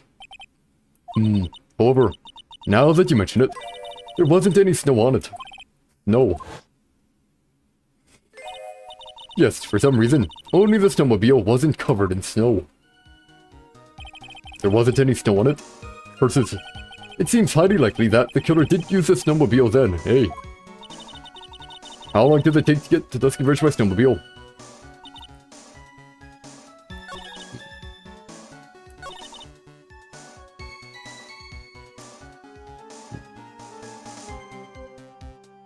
The other reason why she couldn't, but... No, whatever, we'll press everything here. You were sure about the time? Yes, I was worried about it after all. Why was that? Because I have a strong sense of responsibility. Especially at this time of year. The acolyte was being doused in freezing water at the time. I couldn't very well take it easy in the bath all night now, could I? So at 11, I decided to leave Hazakura Temple. Her estimation of the time seems reliable at least. Please continue, yeah. You asked Phoenix Wright to report the crime, correct? Right, the one who trampled me. It seems she is the type to hold a grudge. There isn't a phone in the main hall, so I sent him to the bridge. Phoenix Wright. He didn't even have his cell phone on him. He had forgotten it at home, apparently. What a naive boy, as always. Not only do I always carry my phone, but I always have my whip in hand too. Anyway, I was really scared, and it was taking him a while to get back. So I thought I'd go out, by the main gate for a spell.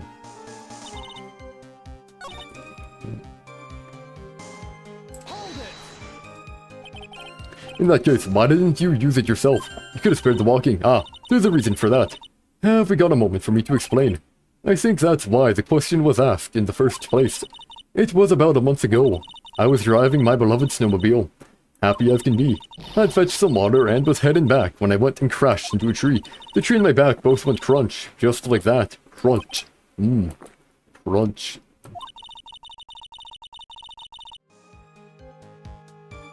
I haven't been able to find the courage to ride anything since then. Anyway, the killer must have used it.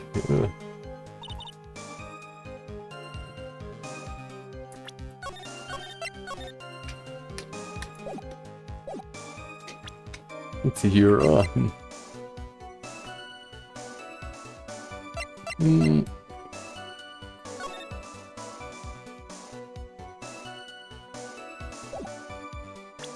Let's see here.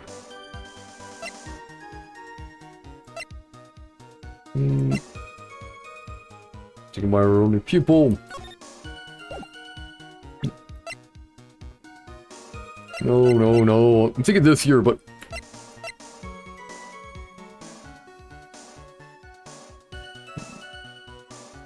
Okay, what am I missing here? Well, the murder around 11. Did it? Yeah, that works, that works. It's here, After to be reported, went to the main gate. It's all tracks, okay. Listen 5 using one of those.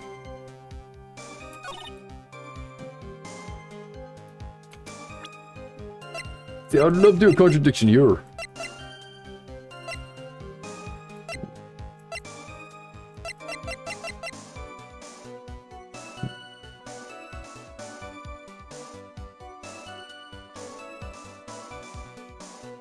Wait a second. Shouldn't there be still on it?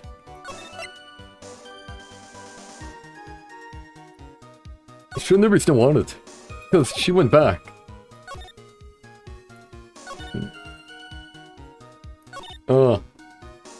Maybe they threw the weapon to the Eagle River while you were well, you were knocked out.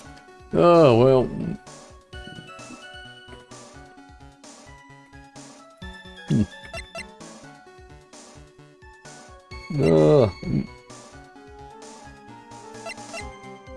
Fingerprints,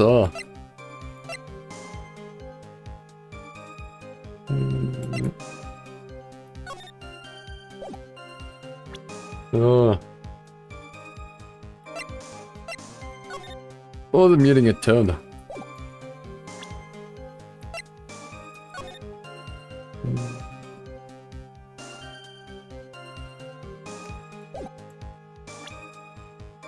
The weather was bad, right. So... 7 to approximately 10:50 p.m. Lightning 10 to 11. Lightning struck Dusky Bridge at 10:45.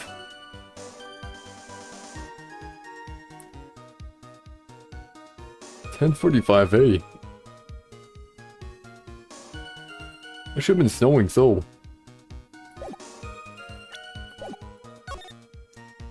Lesson 5, it's all tracked. I mean, yeah, I can't really...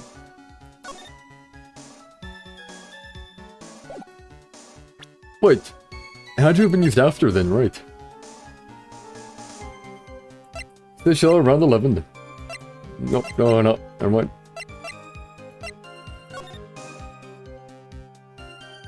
So, it's about 150.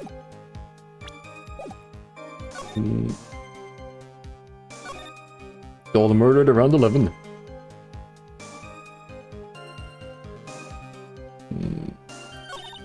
After asking, that'd be reported. Went on to the main gate. There, it's all tracked, okay. 15 minutes to walk to Dusky Bridge, less than 5 using one of those,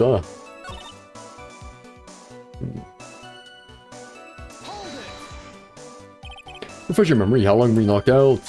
Like I said, somewhere between 10 and 20, yep.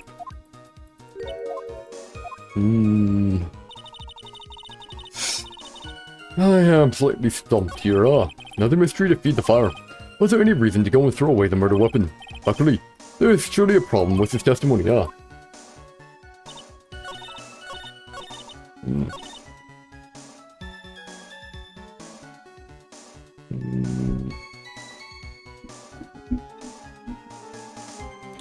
Threw the weapon to Eagle River. Okay, what reason could it be?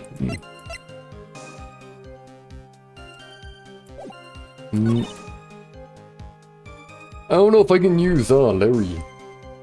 Larry was at Heavenly Hall the entire time.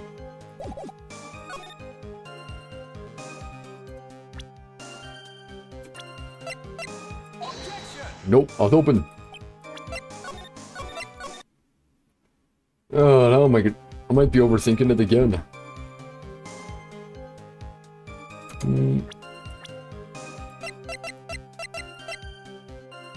Okay, unknown from Hazakura Temple.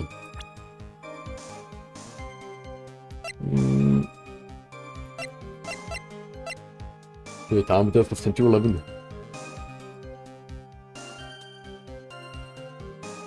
They shot on murder 11. Then she passed out.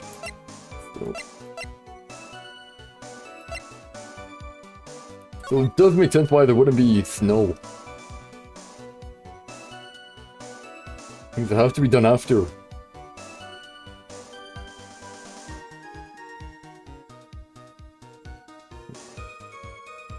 30 minutes passed. Actually, wait a second.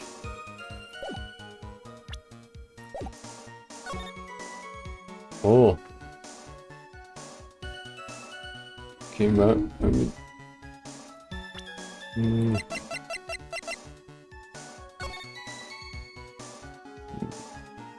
Yeah, it's still possible. You see, you could throw it from the middle, right?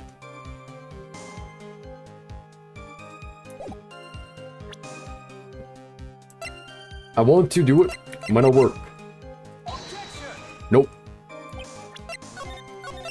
Yeah, man, we're doing so well too. We're doing so well. And now we've hit a roadblock. Let's see here. Murder, okay, that's fine. After that... After asking that to be reported, you went into the main gate. What tracks? Tracks that indicate the snowmobile has been used, okay.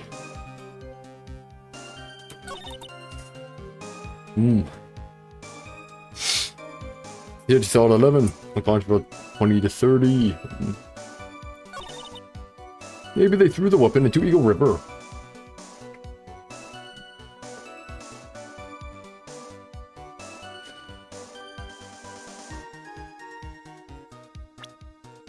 Okay, this is not helpful. Not helpful. Not helpful, The note isn't gonna help.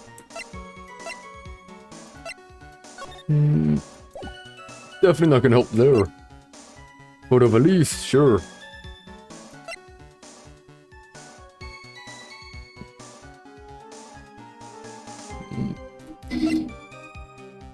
To 11, that's fine.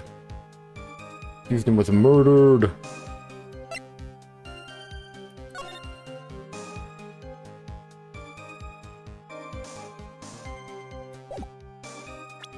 Taking that night from main gate, I guess, to Dusky Bridge.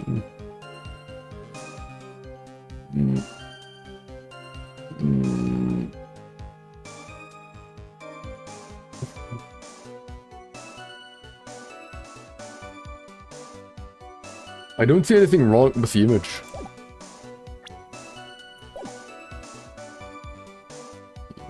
But why would they throw it to the river?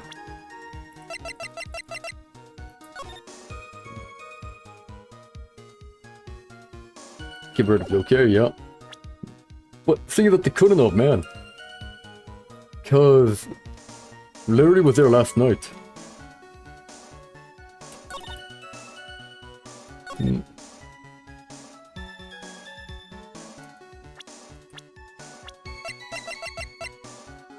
Nope, still not working. I was hoping maybe it could work. Okay, murder. Went out to the main gate. Well, tracks to indicate snowmobile had been used, yep. And it's warm as well. She was used recently. Lesson 5, using one of those, so let's say happened around 11.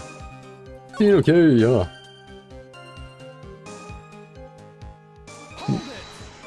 Any hints here? Yep. In that case, why didn't you use it yourself? Oh yeah, I remember. Back, yep. Trying to find the red one.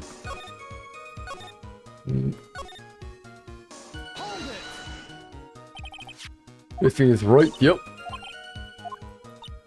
Yeah.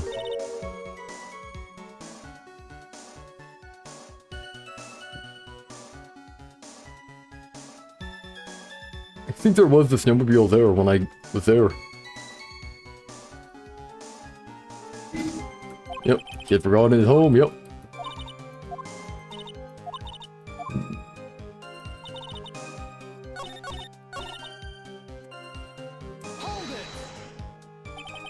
Well, it would have been possible time-wise. One element remained out of place here. Oh, and what would this mystery element be? Because reason. Okay, yeah. Oh, that doesn't help. Oh, I thought. Yeah, anyway.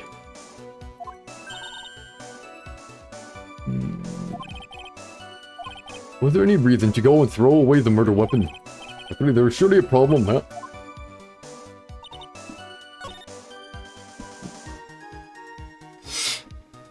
Oh man, I don't get it here, huh? I mean, gate, case, all tracks, yep.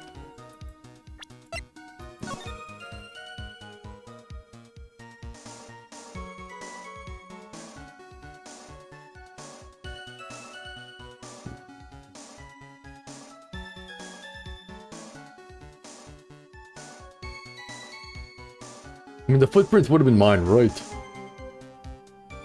Would have been Phoenix and Wright's. Ah. But less than 5 using one of those, okay.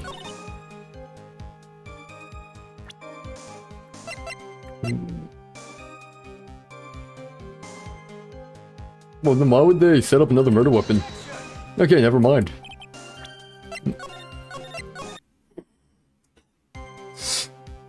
Why would she set it up for one that she had the prints on, right? Ah. I'm racking my brain, but nothing's coming. Ah. Camera refresh here.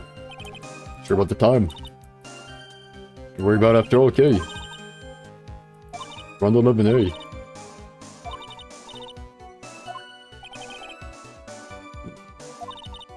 So 11 should have Tactical Temple.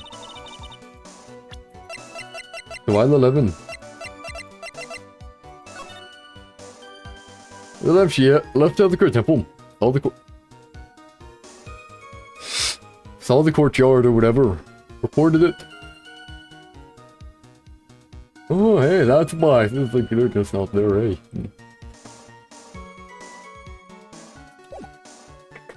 You're missing something here. I don't know what. But there is a flaw somewhere in this testimony.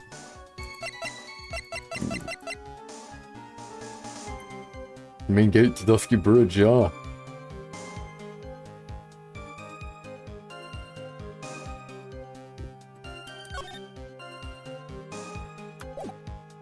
Let's see, so. What's the weather again?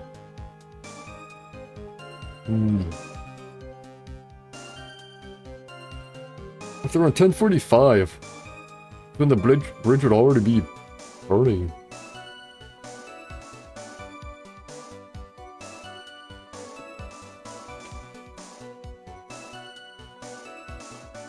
The bridge is already burning at 10:45.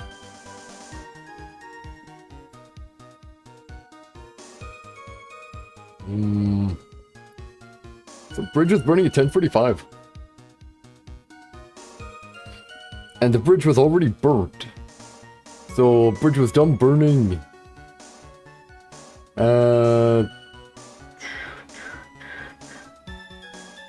11:15, hey.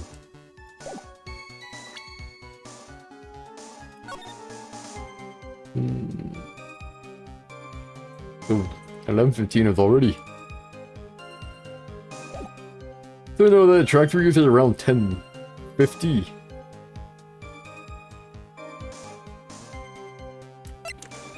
So the tractor would use at 10:50 at the earliest here, okay.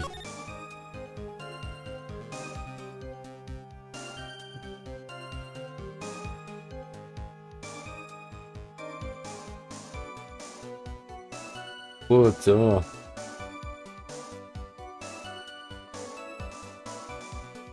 wait a second.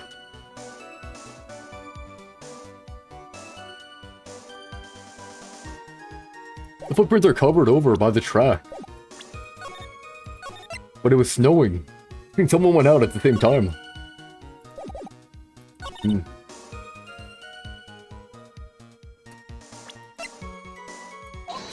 Nope. Alright, I'll find it eventually here.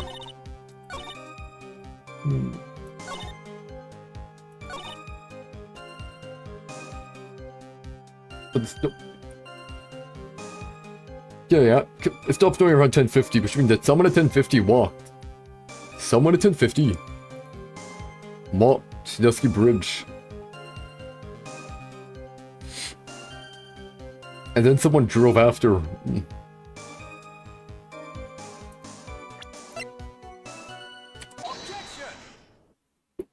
I admit this photograph proves something, yeah. It proves that the snowmobile was used on the night of the murder. You finally accepted the inevitable, it seems, Miles Edgeworth. However, if what the witness says is true, then why is there only one set of tracks? Not true, that too as well. What do you mean? Iris left the Great Temple, threw the weapon into the river, and then returned. I was thinking that too, but it seemed too obvious, my bad. If this was the case, then naturally there should be two sets of tracks in the snow. Those from heading out to the bridge, those from coming back. Ah, you're right. You are forgetting one thing, Miles Edgeworth. On the night of the murder, it was snowing. The tracks leading to the bridge were erased by the snowfall. No. No, that wouldn't work. This removes your precious contradiction now, doesn't it? Actually, it doesn't. According to the weather report, she saw the murder at 11. She then while unconscious, it wouldn't be snowing, so it wouldn't have been snowing. This removes your precious contradiction now, doesn't it? I see. While she was at the river, the snow stopped, leaving just the return tracks in the snow. Incorrect. What do you have to say now, Miles Edgeworth? Is there a flaw in your theory? There is. This idea that the snowfall covered one set of tracks. Tisk, tisk, tisk. There's a contradiction, yeah. The tracks to the river were covered by snow. What a nice theory. However, Miss Von Karma, that is impossible. Would you care to explain? Why there is a route index finger currently pointed in my general direction. No need. The evidence will do all of the talking for me.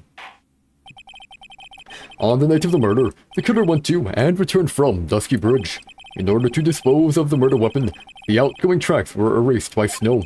Or so claims Miss Von Karma. Mr. Edgeworth, present your evidence to the contrary, eh? That's not right. Evidence that the outgoing tracks were not covered by snow. The weather report.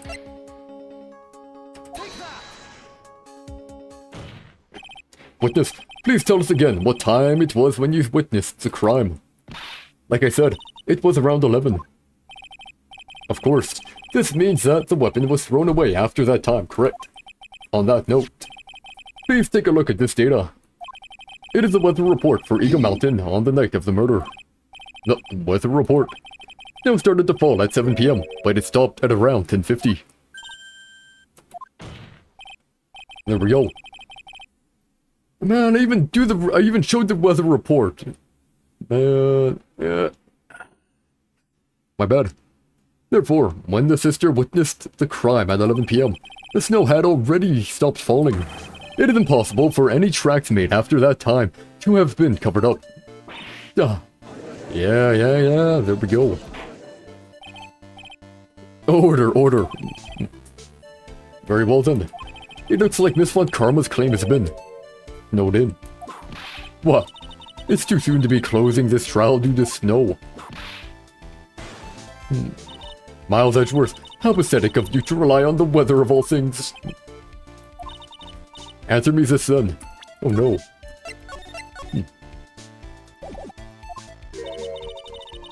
When is the weather report ever correct? No. You've got it all wrong. This isn't a forecast. This is actual data. Yeah. Forecast data.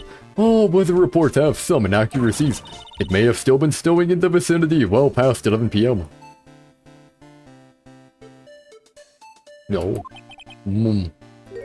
It's true. We cannot be totally sure, eh? What? How did she pull that off? It had stopped snowing at Hazakura Temple when the murder took place, yeah. You need to provide conclusive evidence of this. I've come this far. There's no turning back now. Very well. Wouldn't the photo prove it itself? Because there's no snow on the snowmobile. Very well. I too cannot allow any doubt to remain concerning this testimony. Yeah. You can't back down, can you? Such a perfectionist, Miles Edgeworth. Yeah.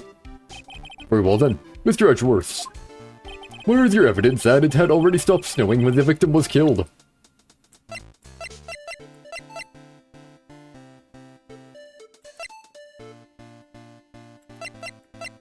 Well, it's too technical to hear.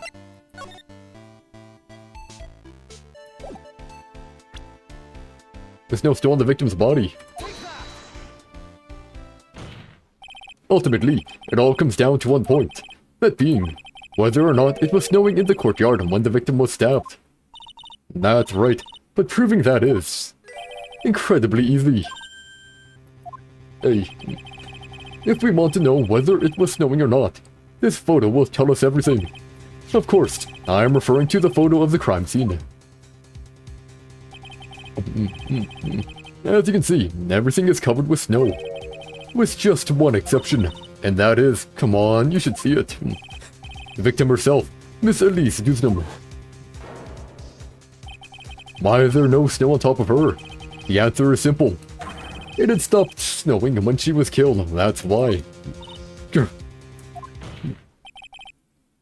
In other words, if the killer really did go to the Eagle River to dispose of the murder weapon, then in this photograph, there should be two sets of tracks. Yeah. I even thought about them driving in reverse. I'm like, huh. Order. What's going on here? Just what are you suggesting, Miles Edgeworth? To be honest, I am not entirely sure myself, but this is simply what all of the facts point to. That night, someone used the snowmobile to leave Hazakura Temple.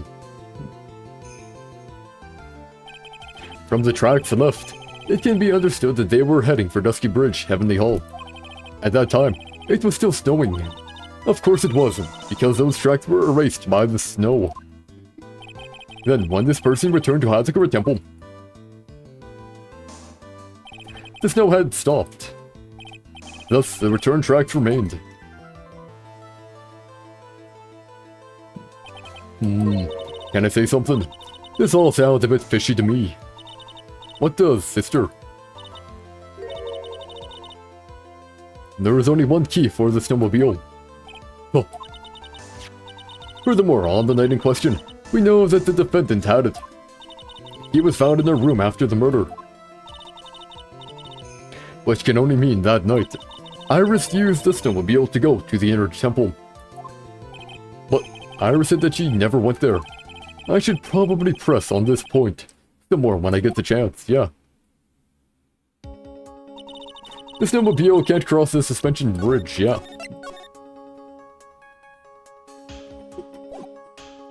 The snowmobile can't cross the suspension bridge, so she must have left it on Hazakura's side of the bridge and crossed on foot.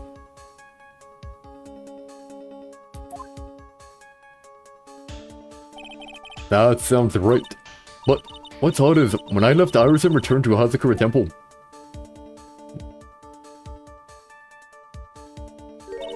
I didn't see anything near Dusky Bridge. You must have just failed to see it, sister. Maybe. But when I made it back to Hazakura Temple, it was there, by the main gate. The snowmobile, I mean.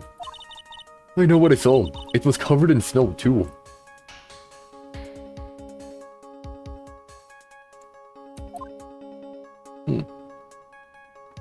But that isn't possible. Order in the court. What does this all mean? So then, what was the snowmobile used for? It wasn't taken by the defendant when she went to the inner temple. It was taken by Larry when he went there, and then she didn't show up. She didn't show up, so he went back.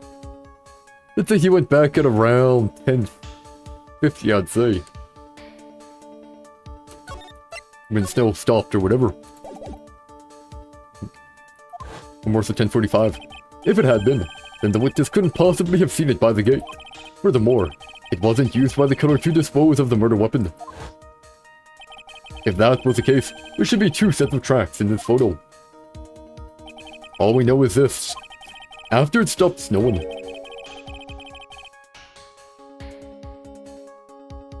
someone used the snowmobile to return to Hazakura Temple. I never thought a simple snowmobile could cause so much trouble. Larry. I think we've learned all we can from this witness. Yes, I've nothing more to add. I've told you everything. Everything that I know. But then, it still leaves us with the same problem. If only there was someone, a witness who could testify to having seen the snowmobile. A witness, huh? I'm waiting for Edgeworth's face. He's gonna know it. Was there no one out, walking perhaps near Dusky Bridge on that night? I don't think that's likely. It was cold enough to freeze your ears off. Only an idiot would go out wandering in that. Unless they had something really important to do. That's a shame. Hold on. Something is coming to me. An idiot may well have gone wandering out on that subarctic night. Your Honor, actually, there just might be one individual who may be of help to us. Really? You know of someone who might have seen the snowmobile on the night of the murder? I don't know for sure if he saw it or not, but there are 2 things about him that do come to mind, which are, first, that he saw something incredible on the night of the murder, and the second being, this individual that I'm thinking of went wandering outside on that cold night. In other words, he is our kind of idiot. Hey. Mr. Edgeworth, who is this idiot you're talking about?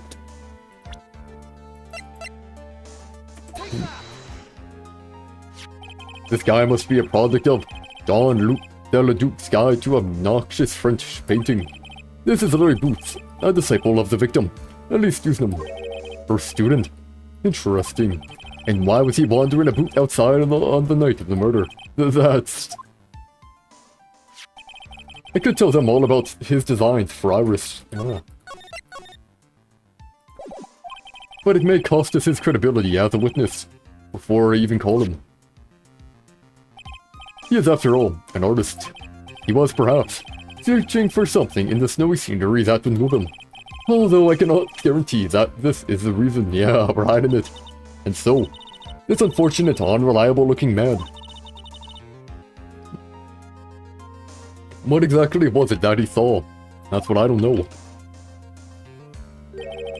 I intend to extract that from him, right here in this courtroom.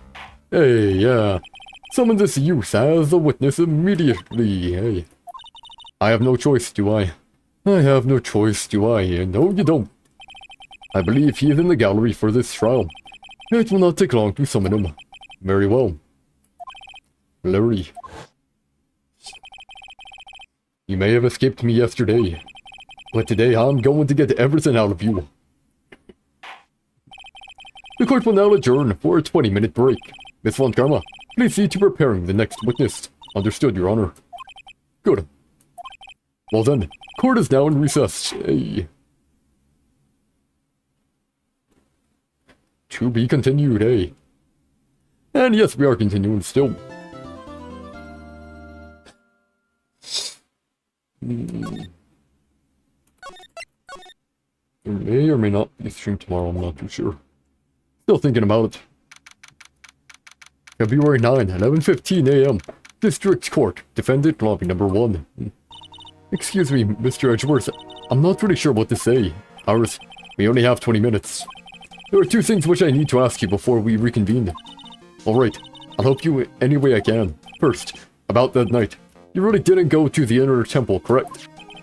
The last witness claims to have met and talked with you in the training hall.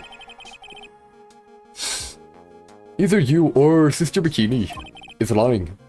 Sometimes it's not of malice, but of ignorance, eh? Mr. Edgeworth, it is just as I said yesterday. Until the incident occurred, I was in my own room, in Hazakura Temple. Very well. The second thing, then.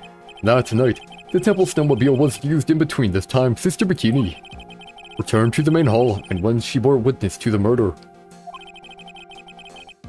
Sometime between 10:30 and 11 p.m. that night. Were you the one who used the snowmobile? There is only one key for the snowmobile. The only person who could have used it was me. So it was you. But why? What made you go out to Dusky Bridge? I'm sorry, Mr. Edgeworth. Oh, come on, lay off it. Every darn time. I try to help her, but she's trying to screw us over every step of the way. Iris, I can't tell you about that yet. Not until her safety is confirmed. Pearl. Her. The safety of the Acolyte. The Acolyte, huh? She must be talking about Maya. We still don't know where Pearl is though, man. I mean, I guess maybe Pearl went to help Maya instead of her.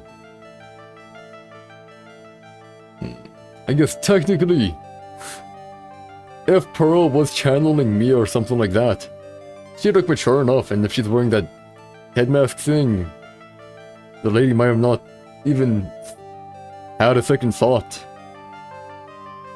Maybe she must be talking about Maya. I feel like Pearl's probably with Maya. Iris, look me in the eye and tell me the truth. Did you kill Elise Fusnum? No matter who or what may come, I could never take a life. As I thought, no psycholocks. Psycholocks! Very well. It is my job to get to the truth. You'll discover this for yourself soon enough. February 9, 11:36 a.m. District Court, courtroom number 7. Wait, we changed courtroom? Why? Last time it was 1. Court will now reconvene. Miss Von Karma, where's the witness? During the break, a man was detained for suspicious behavior in the gallery. Wrong people. Suspicious behavior. He was sketching something very intensely. Dare I ask what the witness was sketching when he was detained? He drew a terrifying woman, armed with a demonic face and a vicious whip. I can only presume that his intention was to capture you. Anyway, it's time to drag this pathetic excuse for an artist before the court. Honestly, his drawing didn't look too bad though. Lord Stevesnum, I hope you're ready. Get in here. Get in here. Get over here. It would seem that whip is going to see plenty more use today.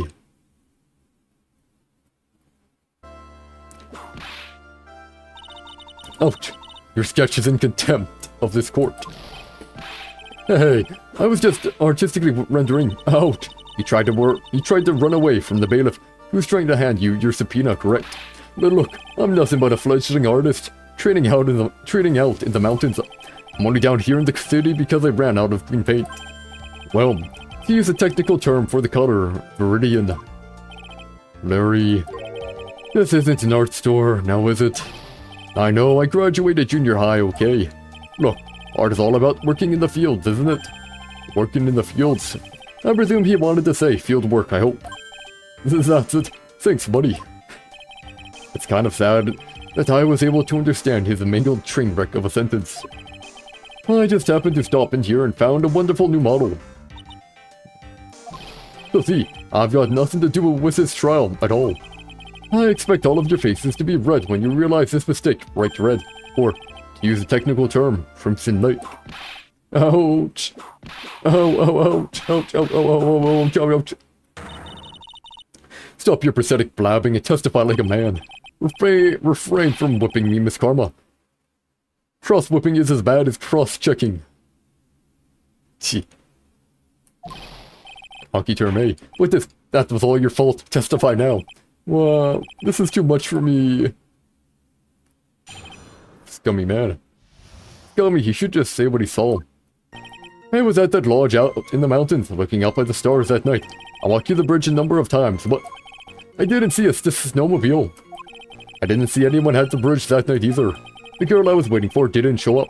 My teacher died on me. I'm all alone now. Aren't I a G? But just please refrain from talking directly to the lawyers during your testimony.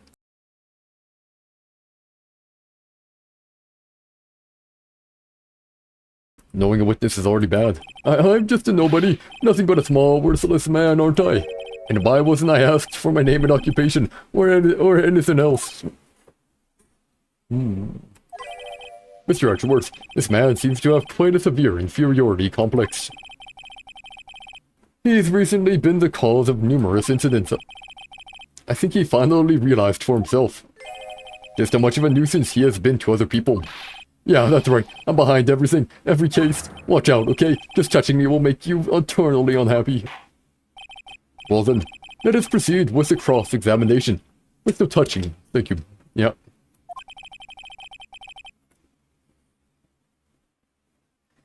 We can delve into other details at a later time. What I saw...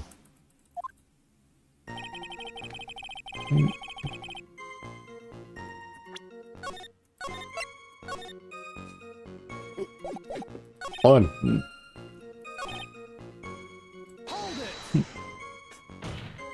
Larry, you really didn't see it. Hey, no need to hit your desk, I can hear you. I didn't see it. I didn't see the snowmobile. Larry, say snowmobile for me, please. Snowmobile. If you truly have nothing to hide, then why are you stammering like you just flew over a cuckoo's nest? Shut up. What is this? I don't know. Don't ask me. It seems that I'll need to start from a more obvious contradiction. I'm going to strike them.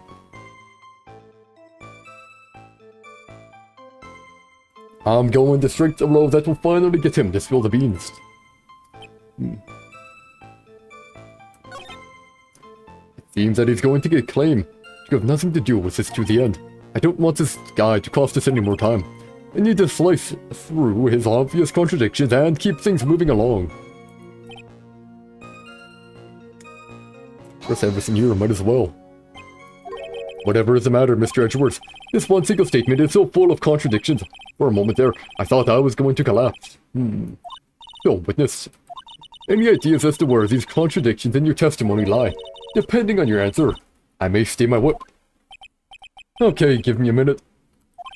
Well, it was snowing that night, so I couldn't possibly have seen the stars. That rundown shack is hardly a lodge, is it? And even if the stars could be seen, it isn't like I was there to look at them, right? See, you can't do it if you try. Ouch! There is only one issue here. What you saw at Dusky Bridge.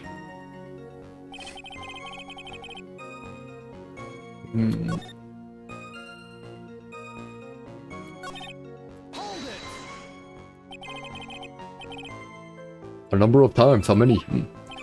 Maybe 5 times. I went once every 20 minutes, which means you spent almost 2 hours at Heavenly Hall that night. You bet. Your love is about waiting with your heart in your hands. Love, you say. It was this man's intention to summon the defendant to the small shack, using this blackmail letter. But blackmail? No, that was simply a product of overflowing love. Aha! You huffy, puffy, loosey-goosey excuse for a whimpering, whining wuss of a witness. So, what did you see? I hope for your sake you saw a snowmobile. You huffy, puffy, loosey-goosey excuse for a whimpering, whining wuss of a witness, eh? Well, you see... Being called those names doesn't seem to bother him at all.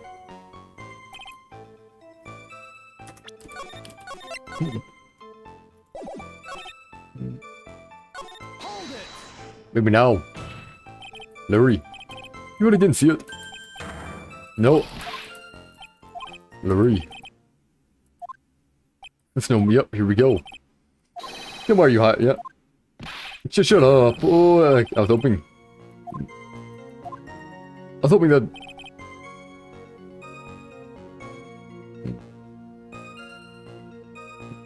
Isn't that already a contradiction here?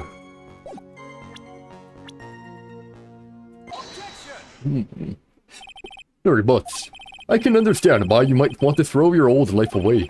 You're pretty pathetic and you cause all sorts of trouble. I'm sorry, but having realized just how much of a nuisance you have been,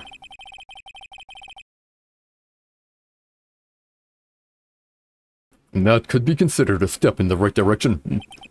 Gee, are you trying to console me? certainly doesn't sound that way to me, however. I cannot forgive you for simply turning away from the incidents you create. Oh, you're totally pinning this on me. Now then, let us talk about the night of the murder. This here, Sister Bikini, after seeing the murder take place, asked Phoenix Wright to report it. Thus, he headed for the public phone by the bridge. There, he happened across a certain nefarious individual. You, Larry Butts. You, Larry Butts. That's right, me in the flesh. Listen carefully, witness. It doesn't matter if you change your name. So long as you remain pretty pathetic, you will continue to cause these incidents. That reality will not change. But what do you want me to do then? Larry, what you need to change is your inner self, but for now. What you saw that night. Testifying truthfully about this one issue is all I need from you. Edgy, I think I've finally woken up. Hey, there we go, maybe. Hopefully, maybe. Well, I guess I could still be sleeping. But anyway, I'll do it. I'll testify. Well, I'm not sure this will go especially well. I'll ask you again then, witness. What did you see on the night of the murder?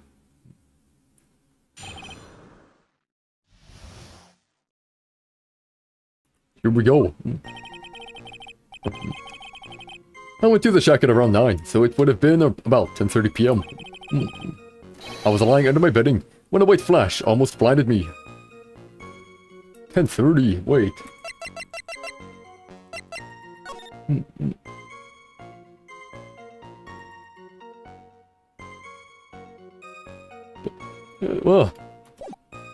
Contradiction here, A white flash almost blinded me. I looked out the window. The dusky bridge was on fire. There was still some thunder, but I went right away to check it out. That's when I ran to the neck. You certainly saw quite a lot, didn't you? So, what happened to the bridge after it caught on fire? It was like me after a three-day stint chasing a girl. It totally burnt out, like, almost totally gone. I mean, trying to cross the burning remains was what caused Nick to fall. What did you say? Oh, don't worry. It's nothing life-threatening. It's nothing life-threatening. He just caught a cold. I never know with that man if he should be caught lucky or unlucky. Now, Mr. Edgeworth, please commence your cross-examination. Oh, pretty big gap. 15 minutes.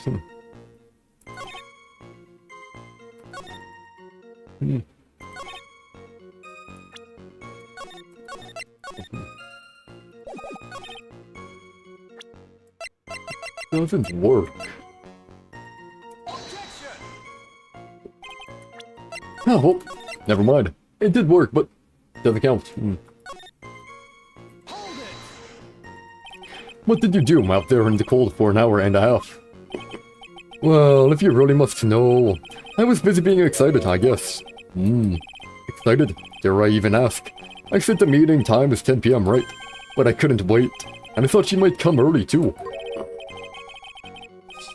Well, it appears she didn't come at all in the end.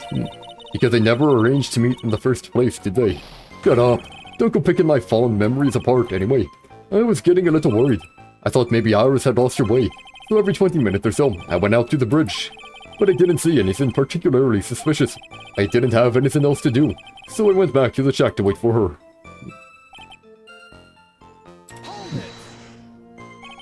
This light was, of course, lightning. Like kapow.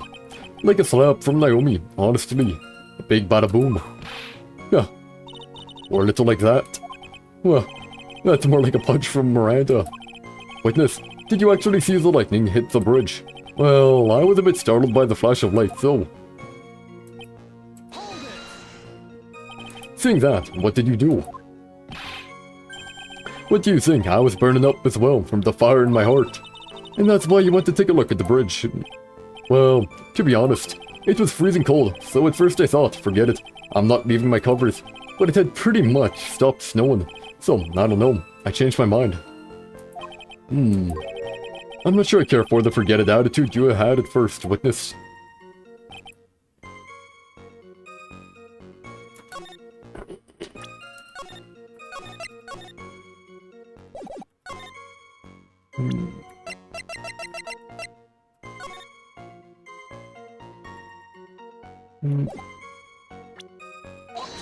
Nope.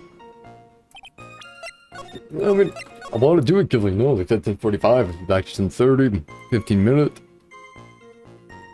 Whatever.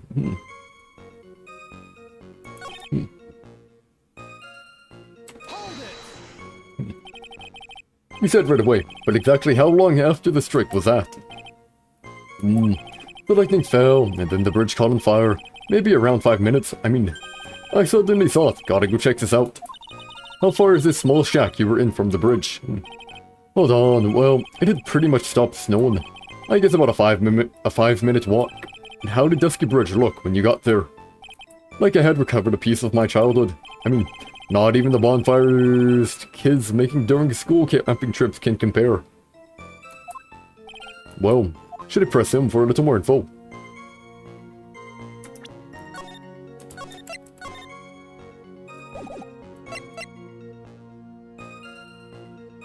Why did you go to the bridge? Yeah. So you suddenly thought to check out the bridge. Does this mean that you initially had no intention of doing so? Well, yeah, I guess it does. It was really cold. I didn't really want to go out there. If that's the case, why did you change your mind? I would like to hear your reasoning. In which case, please give testimony to that effect, witness. My reasoning? Okay, reasoning, is it? I thought I'd never get to see another... I thought I'd never get another chance to see something so big burning.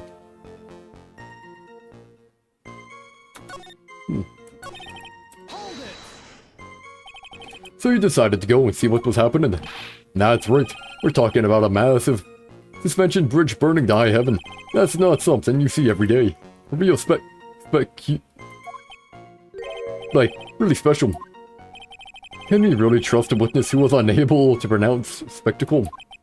Life seems to love hitting this poor witness below the belt. Well, my motto is to hit life back as hard as I can. Yeah. I'll give you a few hits too, if you'd like, with my whip. He told me about the burning bridge yesterday, but there's still something that doesn't quite fit. It looks like, despite his change of heart, Larry still isn't telling us the whole truth.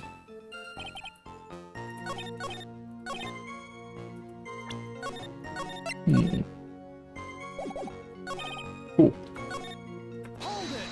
What's the other one? See here. Why didn't you call anyone? Yeah. Harry, let me ask you one thing. What is it, Edgy? What's with the serious face? Why didn't you call anyone? Huh? What do you mean? Normally, when faced with a towering inferno, one would try and tell someone. There is a public phone right by Dusky Bridge, correct? Well, of course I thought of doing that. So then, let's hear why you didn't. Yeah, okay, a reason. My reason... It isn't that I didn't try to tell anyone. I just didn't have time to, okay?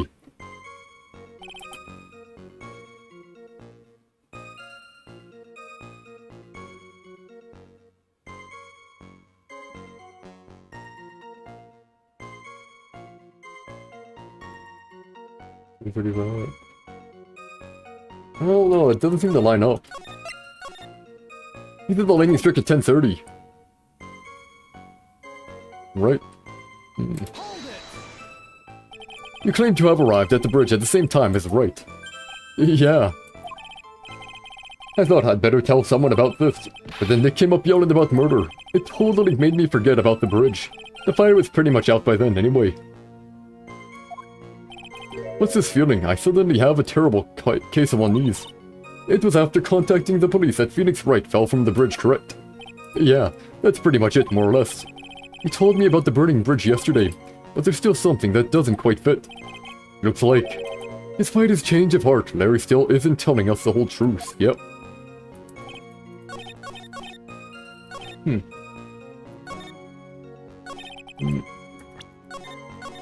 That seems unlikely.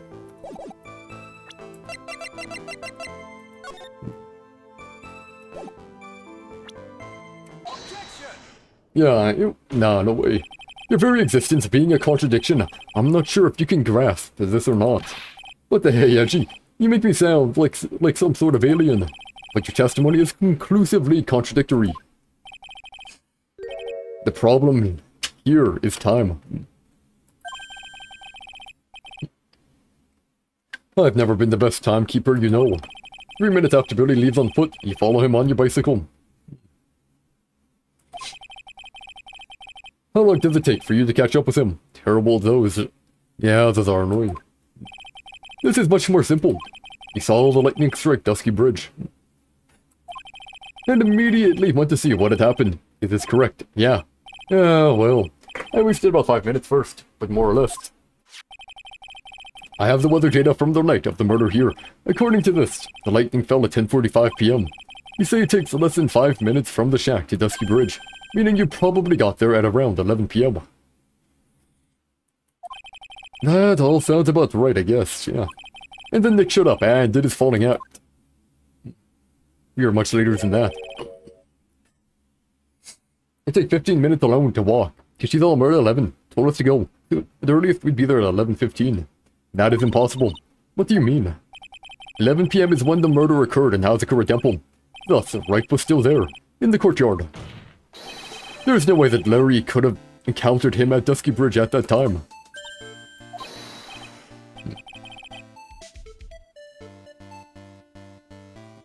When did that happen?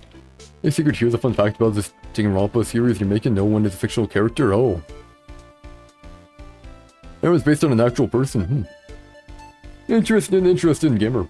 Although I might have read that a bit late. Like, really late. Because I didn't realize... Oops. My bad. Oh, excuse me. I have an objection. You. Gee, how many times do I have to say this? I'm not Larry. I'm Larry Stusnam. Yeah. It has not been proven that the murder occurred at 11 p.m. The sister only said around 11. In which case, it could have been earlier than that. Watch your footing there, Miss Franziska von Karma. The slope ahead is slippery, for there is still no way that Wright could have been at Dusky Bridge at 11 p.m. And why not? 15 minutes to walk. It is clearly written here in the weather data report. It took around 30 minutes for the bridge to burn out. Therefore, the bridge must have been burning until at least 11:15 p.m. Which means, what exactly? Wright did not see the bridge while it was being consumed by the flames that night. In fact, he did not arrive on the scene until after the flames had died down. Larry, you arrived at the bridge at 11 p.m., but Wright did not make it there until at least 11:15. I suggest you stop hiding things and just tell us the whole truth now then. What happened during these missing 15 minutes? Ugh. I feel like I just got brutally woken up by a toilet splashback. I guess I was still sleeping after all. Haha, pinch me. Great, yep. Order. So there was a missing 15 minutes prior to meeting Phoenix Wright. I hardly see that as much of a problem.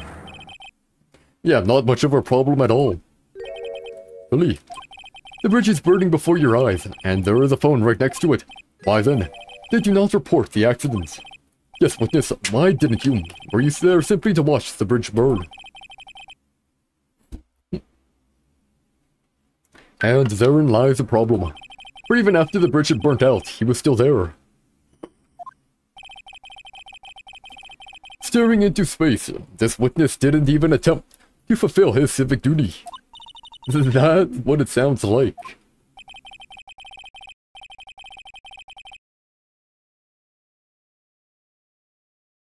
But this is the Larry we are talking about, and even he is incapable of being so stupid. Which means there has to be a reason for his inaction. Oof. Edgy.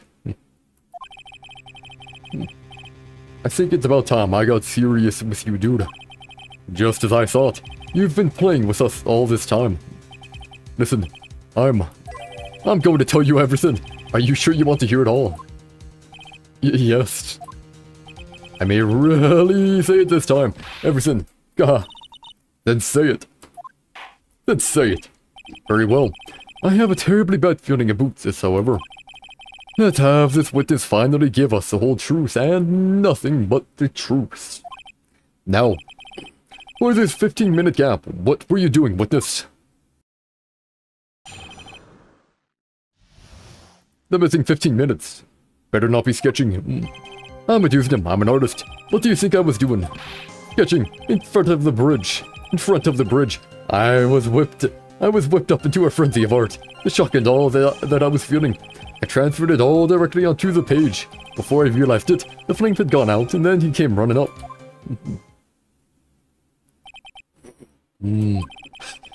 I suppose artists can be strange folk. That's right. I'm willing to sacrifice everything in order to draw the perfect sketch, including the truth from the sound of it. Mr. Edgeworth has this removed the last of your doubts. Not really. Not at all. Your Honor, one very large doubt still remains. And what would that be? This is a surprisingly believable story, especially considering the source. Why did he think he needed to hide it from us until now? I intend to drag the reason out of him. You'll regret this, Edgy. The missing 15 minutes. I'm gonna do him. I'm an artist, yeah.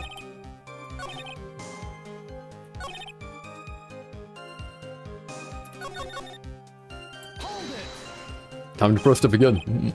Tell us, Lordy. My name is Maurice, get it right. Mistakes like that are what keep you from being popular with the ladies like I am.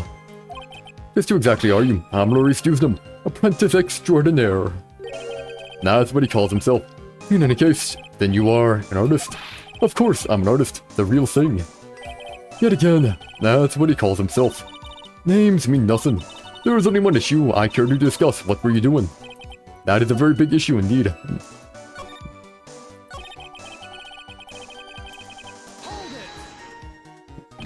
The sketching, the burning bridge.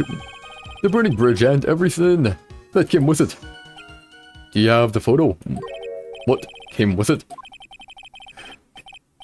You want to hear this from my lips, do you, Edgy? You'll get this. That sketch of mine is... enough. Just take that ridiculous sketch of yours out already, witness. What are you talking about? I don't know what you mean. That does indeed appear to be the fastest solution. I'll leave it to you, Mr. Edgeworth. What should I do? I've got a terrible feeling that the instant this sketch is revealed, I'm gonna be in a heap load of trouble, I know. The entire world may be changed by what is depicted there. Look at the sketch, I gotta. Larry, I wonder if you could show us your sketch, please. Well. Even I couldn't have imagined it to turn out like this. Imagined what? That Larry's Dewsnam's debut would take place here today. Like this. Ouch! Show it now. Okay, but steel yourselves. This is a world of Larry's Dewsnam.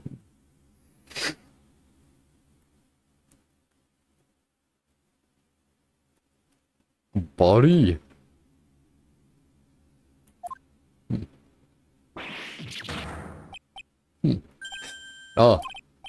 Well... So this is Dusky Bridge, correct? Yeah. How did he get it from that angle?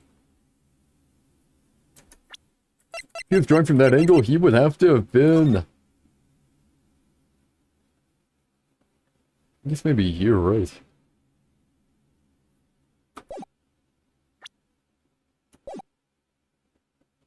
So this is Dusky Bridge, correct?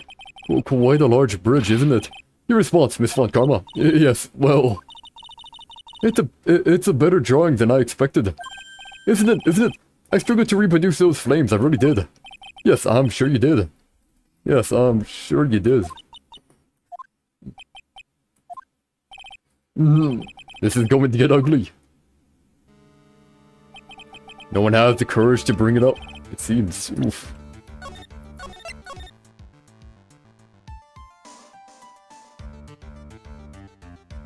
Ay. This mysterious flying object. Larry. What? The burning bridge is fine. What is that unfortunate looking figure? Ah, you spotted that. I thought you might. However much I might want to ignore it, I can't. It's Iris, of course. Iris. I wish she'd take better care of herself. You have to plan for her future, you know. What would have happened to her if she had injured herself flying like that?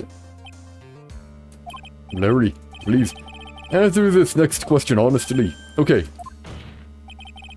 Are you really claiming to have seen this? Are you claiming to have seen the silhouette of the defendant flying over a bridge that was engulfed in flames? Yep, that's what I saw. That's why I drew it. I'm an artist, a real artist. Are you? Hi, the girl. She's really high up in this picture.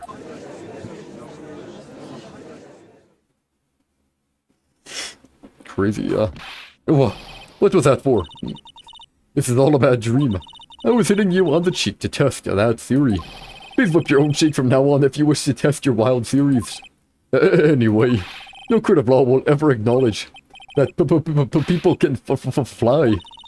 Actually, there is some precedent for this. She was flying pretty high, my sweet Iris. She was about 30 feet above the bridge at least. It was really something to see. This has to be some kind of mistake. Mr. Edgeworth, please bring the witnesses back down to earth. What? Me? This witness is your friend, is he not?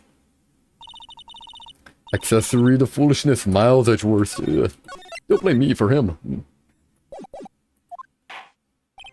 Let us get back to the cross-examination by force if necessary. Mr. Edgeworth, I expect you to expose the obvious contradiction here. Yes, Your Honor. Looks like I've got another reason to remember this moron. Well, what did you think about my... Well, what did you think of my debut piece? Get that thing away from me. Larry's sketch added to the court record. Horrible sketch of what you saw that night. Horrible sketch of what you saw the night of the crime. Now, hurry up and cross-examine him.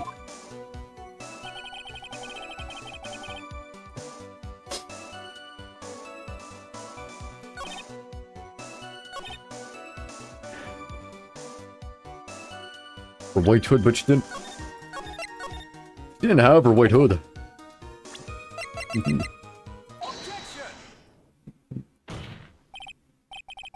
Larry, what did you really see that night? Not that I particularly care. In your position, that's just being irresponsible. I drew exactly what I saw. I'll give you a whole dollar that it's the truth. If that is truly the case, then there is one thing that we can say for certain. What might that be? That the person who flew over the bridge could not have been the defendant, Iris. What? What do you mean? I don't understand. A foolhardy folly of a foolish statement by an equally foolishly foolhardy fool. How, exactly, can you make this claim? Tell us, Larry. According to this picture, the individual whom you say you saw was wearing a hood, correct? Of course she was. That rundown jack is quite away from the bridge. The hood is what told me that this floating angel was my Iris. The hood is my darling Iris, and Iris is my darling hood. Well, it seems there are bigger fools in this world than the one at the defense's bench. Yep, Larry, there's something you need to be made aware of. On the night of the murder, Iris wasn't wearing her hood. She had given it to Wright as a gift. Are you going to change your story now? Perhaps suggest it was Wright who took flight. Like a bird, eh? Like a phoenix. Well, what are you talking about? I think you understand what I mean just fine. Why did Nick have Iris's hood? What? Gee, what's going on with Iris and Nick? Why you, Nick, you dog.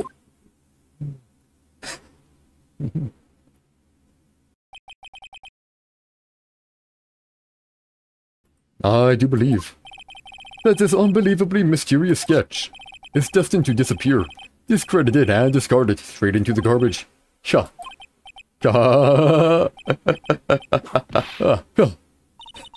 What is it now, witness? It feels like I've been waiting 25 years for this very day to come. And gee, today is the day I get to completely stupefy you.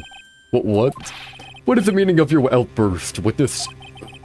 I hate to have to do this, but I have some definitive evidence. Definitive? Evidence? Iris did indeed come flying over the burning bridge, and I, your student, as a photo, shall prove it. I didn't expect to ask this again, but we shall be needing your testimony once again. Tell us anything you know concerning the defendant as depicted in this sketch, and show us your evidence that this nightmare was actually a reality. Okay, I hope you're ready, Edgy, because I'm going to feed you a whopping serving of pain. You've been serving us a whopping serving of pain this whole time. Trust me on that. Proof that Iris flew. Cross-examination. When I reached Dusky Bridge, she was already gone. I was so worried, so I frantically searched all over for her. That led me to finding a beautiful crystal sphere, half buried in the snow. I'm sure that Iris was simply wearing a spare hood. So the body was shot over. Oof. After all, no one else could have lost a crystal sphere that night, actually, yeah. A crystal sphere. This one, pretty, isn't it? And blood. But finders keepers. That sphere, where did you find it? Let me see, around here, somewhere. Looks about right. And it was half buried in the snow. It had pretty much stopped snowing by then. But there was still some falling as I walked to the bridge. The court accepts this crystal sphere. That's mine, okay? I want it back afterward. There's something on it. Oh my, it's blood. What? Blood? Crystal sphere added to the court record. Found half covered in snow near Dusky Bridge, the night of the crime. Has blood on it. You ready, Edgy? By tomorrow morning, you'll be calling me Master Larry. Yeah, I like the sound of that. No one's going to push me around anymore. Didn't you want to be called Larry Stoosdom only a few minutes ago?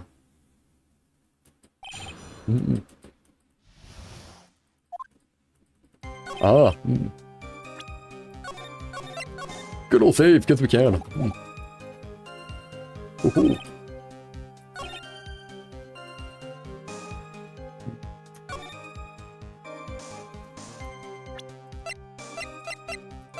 I wonder if I can use it here. I can, good. Larry, that night, there was someone who lost a crystal sphere. There was? Who was that stupid idiot? Oof. Mr. Lee's Dusnam, the mentor to a stupid idiot, the victim. I have a photo of her here. And on the end of her staff, you can see a familiar looking crystal sphere. Hey, that's my photograph. Give it back. Ouch. A crystal sphere like that is quite easy to find. I have one just like it on my brooch. They look nothing alike. In any case, please take a look at this. This is a victim's staff found at the scene of the crime. Ah, the crystal sphere. It's gone. What?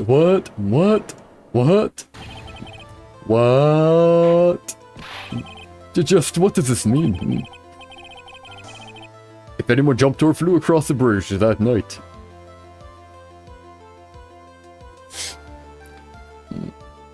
So I guess the body could have been tossed over from the bridge somehow.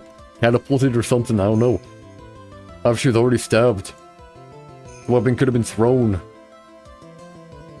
And then they could have bring at least used them back. Don't know. But no, they said they saw someone pulling it out.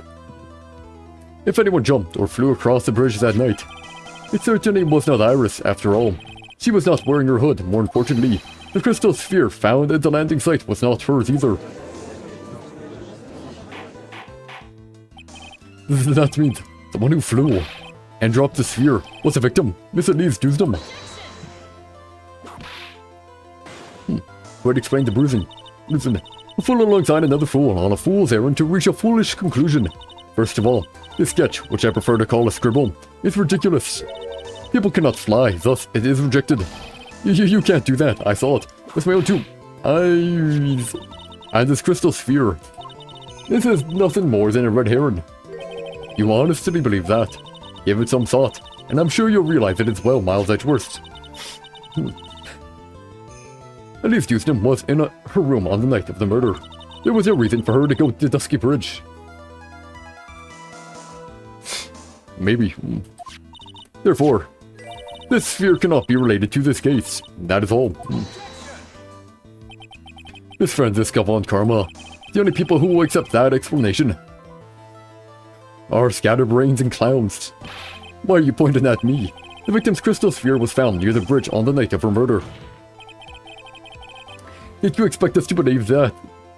Did you expect us to believe this has nothing to do with the case? That crystal sphere. It was probably thrown away at the bridge after the murder. After the murder. There's blood on the crystal sphere, isn't there? This naturally suggests that it was thrown away after the murder took place. He could have placed it there to throw the investigation off the scent, which is the exact same reason that he drew that particular sketch. What? You mean I'm the killer? No way. All joking aside, just when did this crystal sphere appear near the foot of the bridge? Unless it can be proven in some way, I refuse to believe this is a related case. Unless it can be proven in some way, I refuse to believe this is related to the case. She makes a valid point. There's no evidence that Elise Duesdom left Hazakura Temple that night. However, if somehow this crystal sphere can be proven to have been dropped before the victim was killed,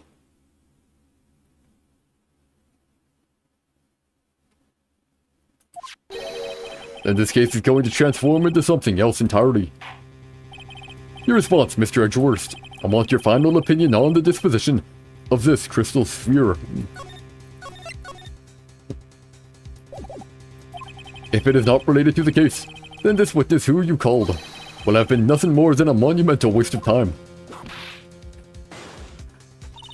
Prepare yourself for some very appropriate punishment, Miles Edgeworth. Can I prove it? Can I prove that the crystal sphere was dropped before the murder took place?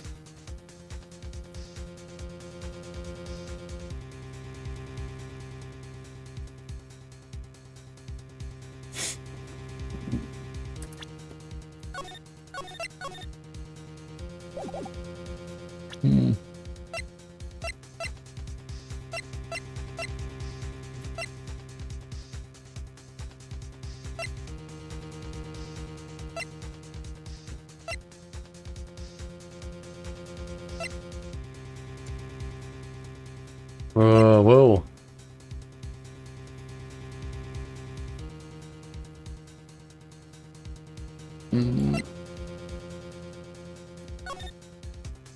Before the murder took place, I kinda have to prove it to you,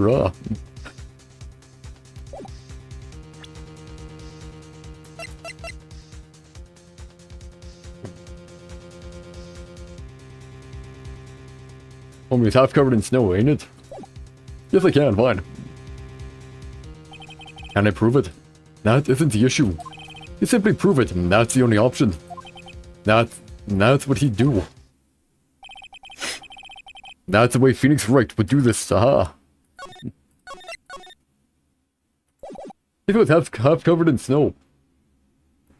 Going since 7, and after. Could have been that long. That's the way Phoenix Wright would do this. Your Honor, allow me to prove something to you. I will prove that this crystal sphere is a vital link to solving this case. You will do what? That look in your eyes. You remind me of Phoenix Wright when he is cornered. That should come as no surprise, because right now, I am Phoenix Wright, and I am indeed cornered, yeah. I order you to present your evidence, Mr. Edgeworth. Yeah, I will.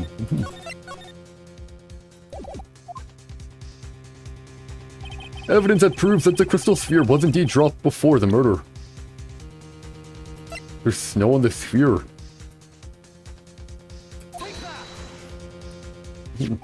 This crystal sphere, it was half buried in the snow, correct? That's right. If it hadn't stopped snowing, then it would have been game over. The snow would have totally covered it. That's all I needed to hear from you, Larry. Your testimony makes one thing quite clear. What? When the crystal sphere was dropped, it was snowing. Even if it was ever so slightly, yeah. Snowing. On the other hand, let us look at the scene of the murder. No snow, as proven earlier today. There is no snow on the victim's body. Therefore, the crystal sphere must have been dropped before the murder. What?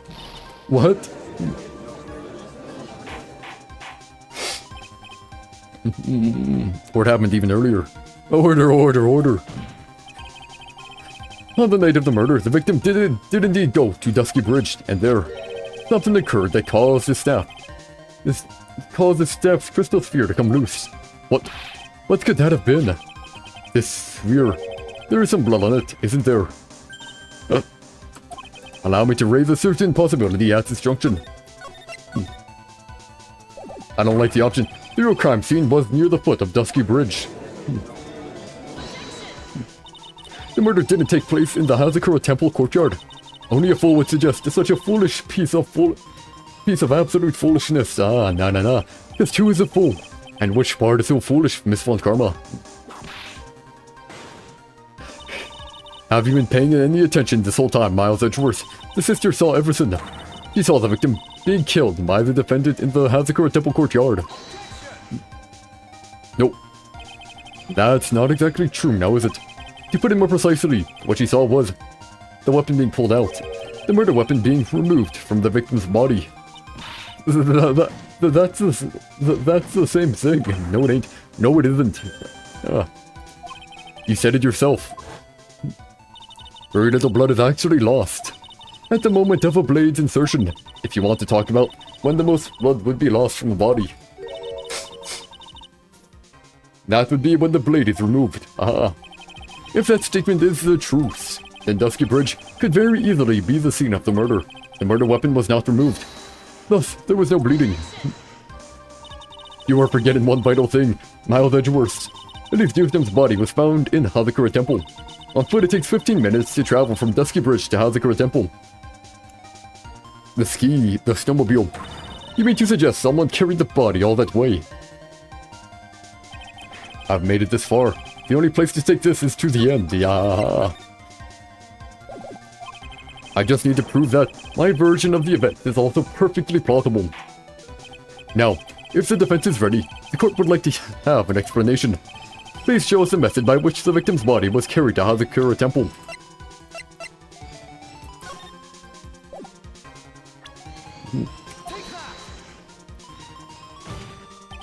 On that snowy night, there is one way that a body could have been moved.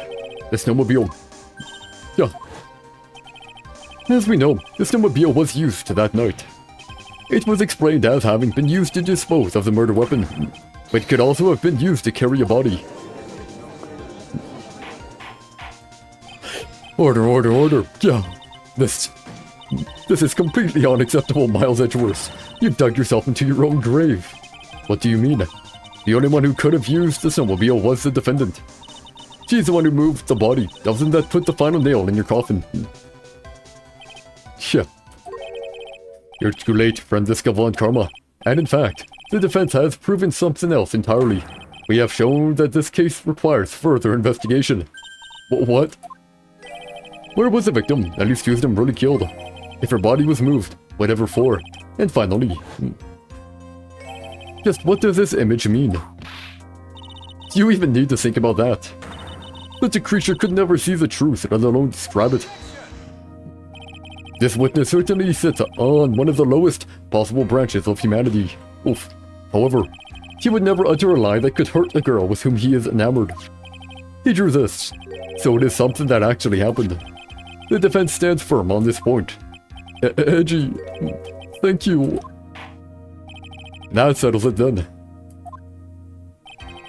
I cannot give a verdict under these circumstances. Right. I seem to have fulfilled my part in this. It is just as I thought. Franziska Von Karma, you make a wonderful partner. Excuse me. There was one reason, and one alone, for me being here. To expose the darkness lurking in this case, and then pass it on to Wright. Really? That's what this was all about. You could have just told me that from the very beginning. Then I wouldn't have had Franzi whipping me out. Hey, ouch. Miles Edgeworth, I don't care about what you were here to do. This is my chance to finally grind you under my heel. A shame that your chance seems to have slipped you by. What a shame. Oh, Franzi! This is all your fault. Such a terrible witness. You are an affront to all the legal system. I demand satisfaction. Bye-bye, witness. Ooh, fainting. Unfortunate. I cannot believe that the witness's testimony relates to an actual event. However, there has to be some sort of answer for the question it raises. Have his words here today been the truth or lies? Next time we gather in this courtroom, those are the matters that shall be addressed. I am counting on thorough investigations by both the defense and the prosecution. And with this, the rest is up to you, Wright. Court is now adjourned. I don't know if Francisco will let that slide. But hey, well, you know, perfect time to stop, eh? So we'll save and then we'll call it. In any case, guys, I hope you enjoyed. So peace out, have a good one. Goodbye, goodbye, and goodbye.